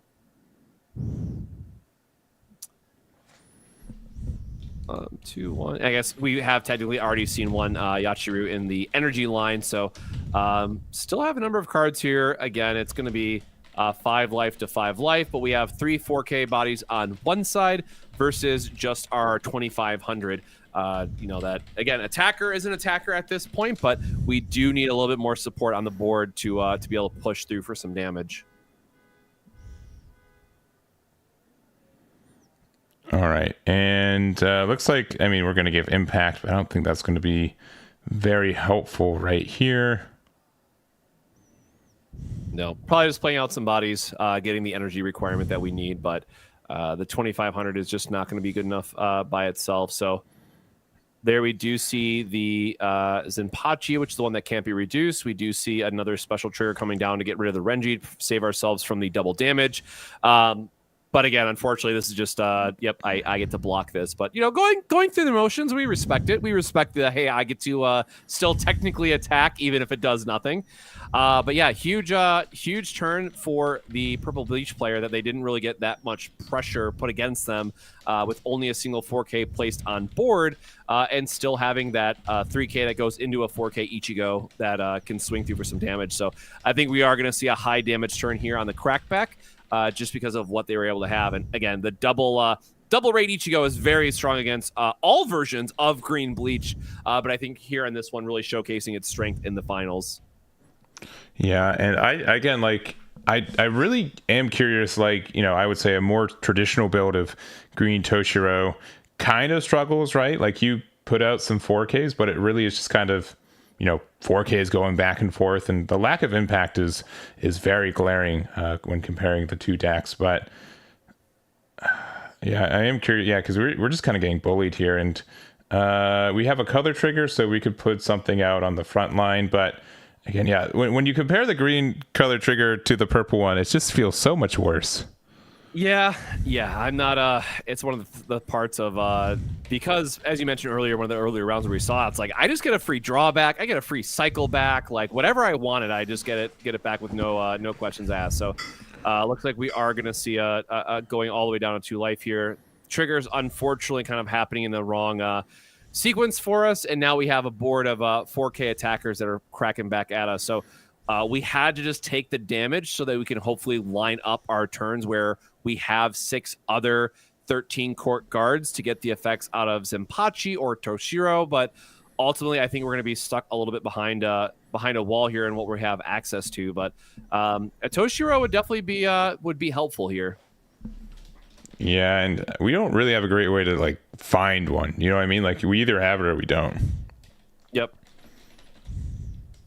And we did see again the early pressure with being able to push up all those units, but ultimately it did force us to take an extra turn off trying to reestablish, and we didn't really have an opportunity in this game to use an action point to get an extra draw. So we are really living off the top deck here for this matchup. And looks like we're pushing up a couple more. I mean, we're going to be able to get a damage here, but the again, these 4Ks are so good at defending and attacking. Yeah, and we do have one Zenpachi that was 4K, so I feel like that's already kind of getting the damage across that we might want. But okay, another special. We have a full board, so we get a free block otherwise. This is rough. I mean, we're still down to 2 life. We're still going to be forced to block out, and we have no cards in hand.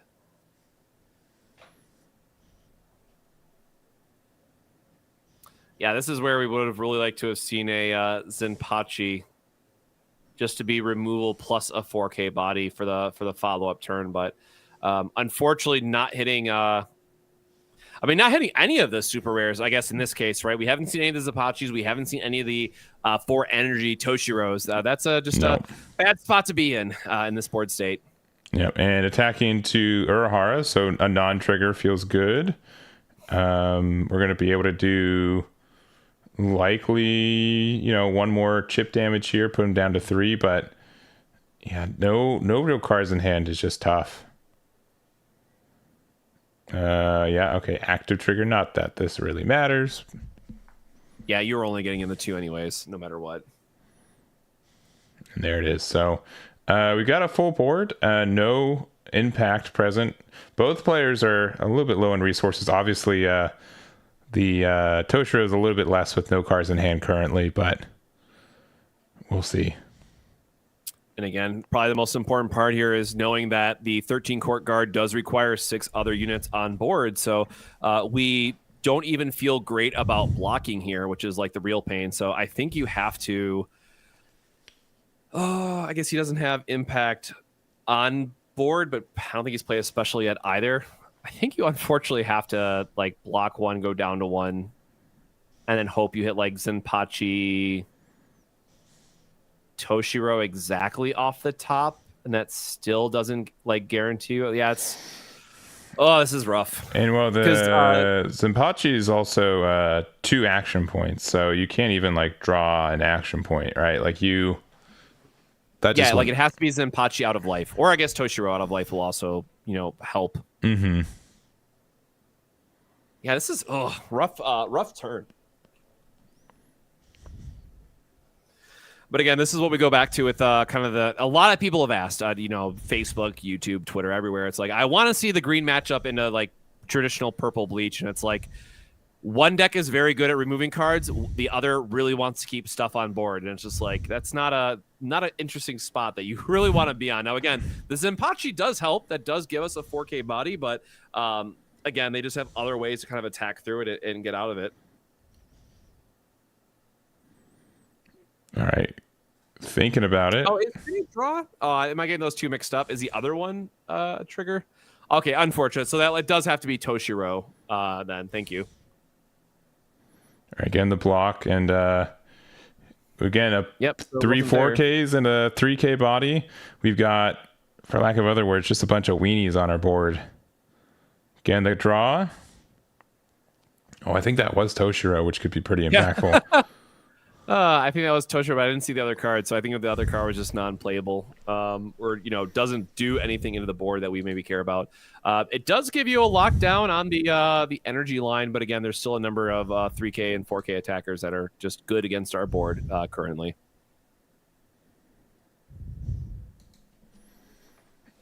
All right. Well, I will say, like, if we saw like a Toshiro maybe a little bit earlier, that could have press a little bit more damage and put a little bit more pressure. But the issue is that like all of our answers are just temporary, right? They're not permanently removing cards, and at the end you still get your 4Ks back active eventually. So it hurts to be able to do that, but we do get to rest the entire back row, which is really nice, and the Renji, which is pressuring double attack. Not that we have 2 life, but there it is.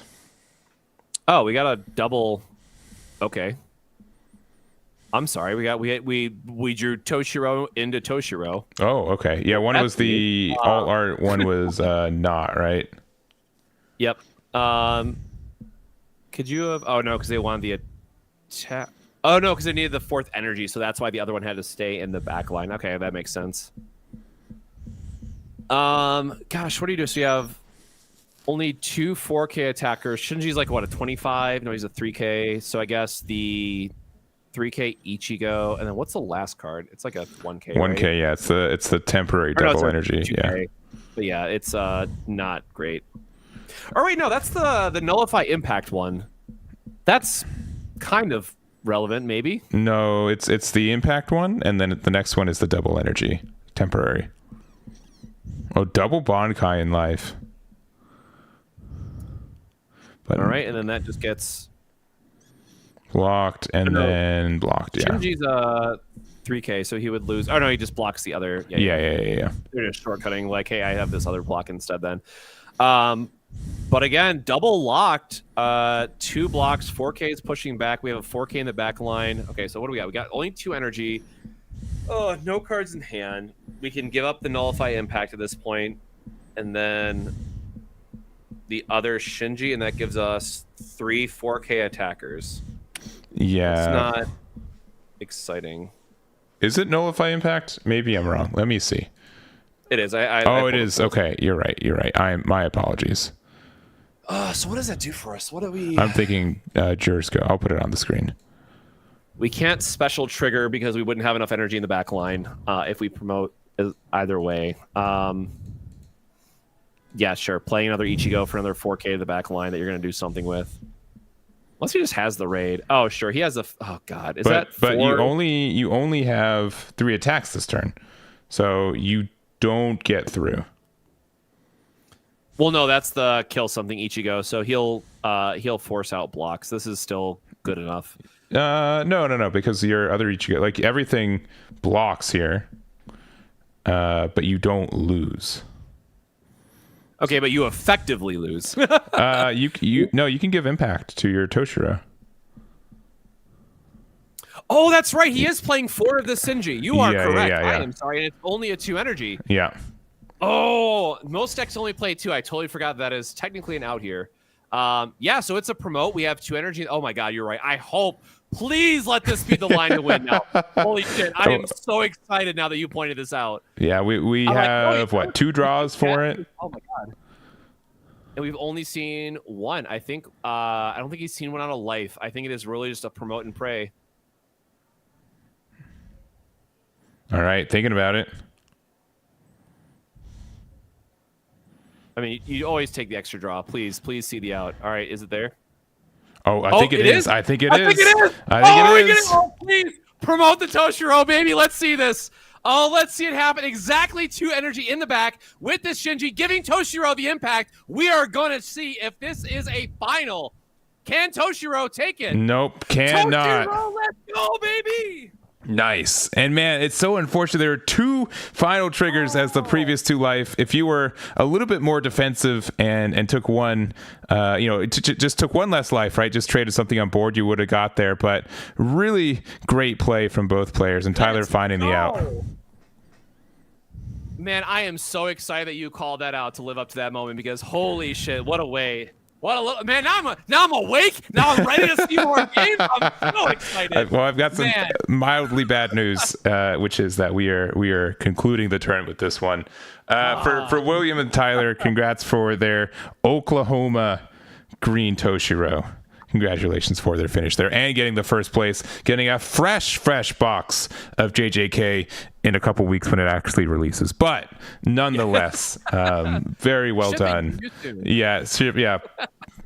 By 2025, you shall receive the first half of your box. So second half in 2026. Yeah. Yes, exactly. So, but that's going to be it for our coverage. There's still a couple games still going on. So, but I hope you guys are okay. We're pretty exhausted. We've been streaming for 4 hours and it's getting late. So, but this will be free to watch on YouTube if you guys want to see it immediately. And then in the next couple hours, Eggman Events will be updated with the top 16 once we get that with deck list, and I'll make a video out tomorrow too. So it's still going on, but I'm going to assume that my judges are wanting to be appreciated. So thank you to my judges, both CJ as well as Tyler, for helping out tonight. I would not be able to do this without them, as well as Cosmic for being here, putting up with me, and for bringing a little bit more hype. Actually, you had some hype today. Man, I just love talking about card games, and especially getting to see a finals like that. I mean, yeah, it just feels good. Seeing the line, seeing it exactly happen. I cannot wait to see more of this go down in Orlando. Well, I guess we'll do another event for JJK Meta before that, but Orlando for the regional for sure. Yeah, I definitely want to try to do that. I don't know if I'm going to get the time for a Code Geass one with the holidays. That one might be a little bit trickier to do, so be on the lookout for it, but don't be too surprised if I have to do like a post card fest instead of a pre-card fest one. But we'll just kind of see what that looks like. But we're gonna be done for the day. Again, I do really appreciate it. We're gonna have results out soon, and I'm looking forward to more Union Arena content in the future too. So that's gonna be it for us. Thank you guys so much for watching. We do appreciate it, and we'll catch you next time. Bye bye. We're going.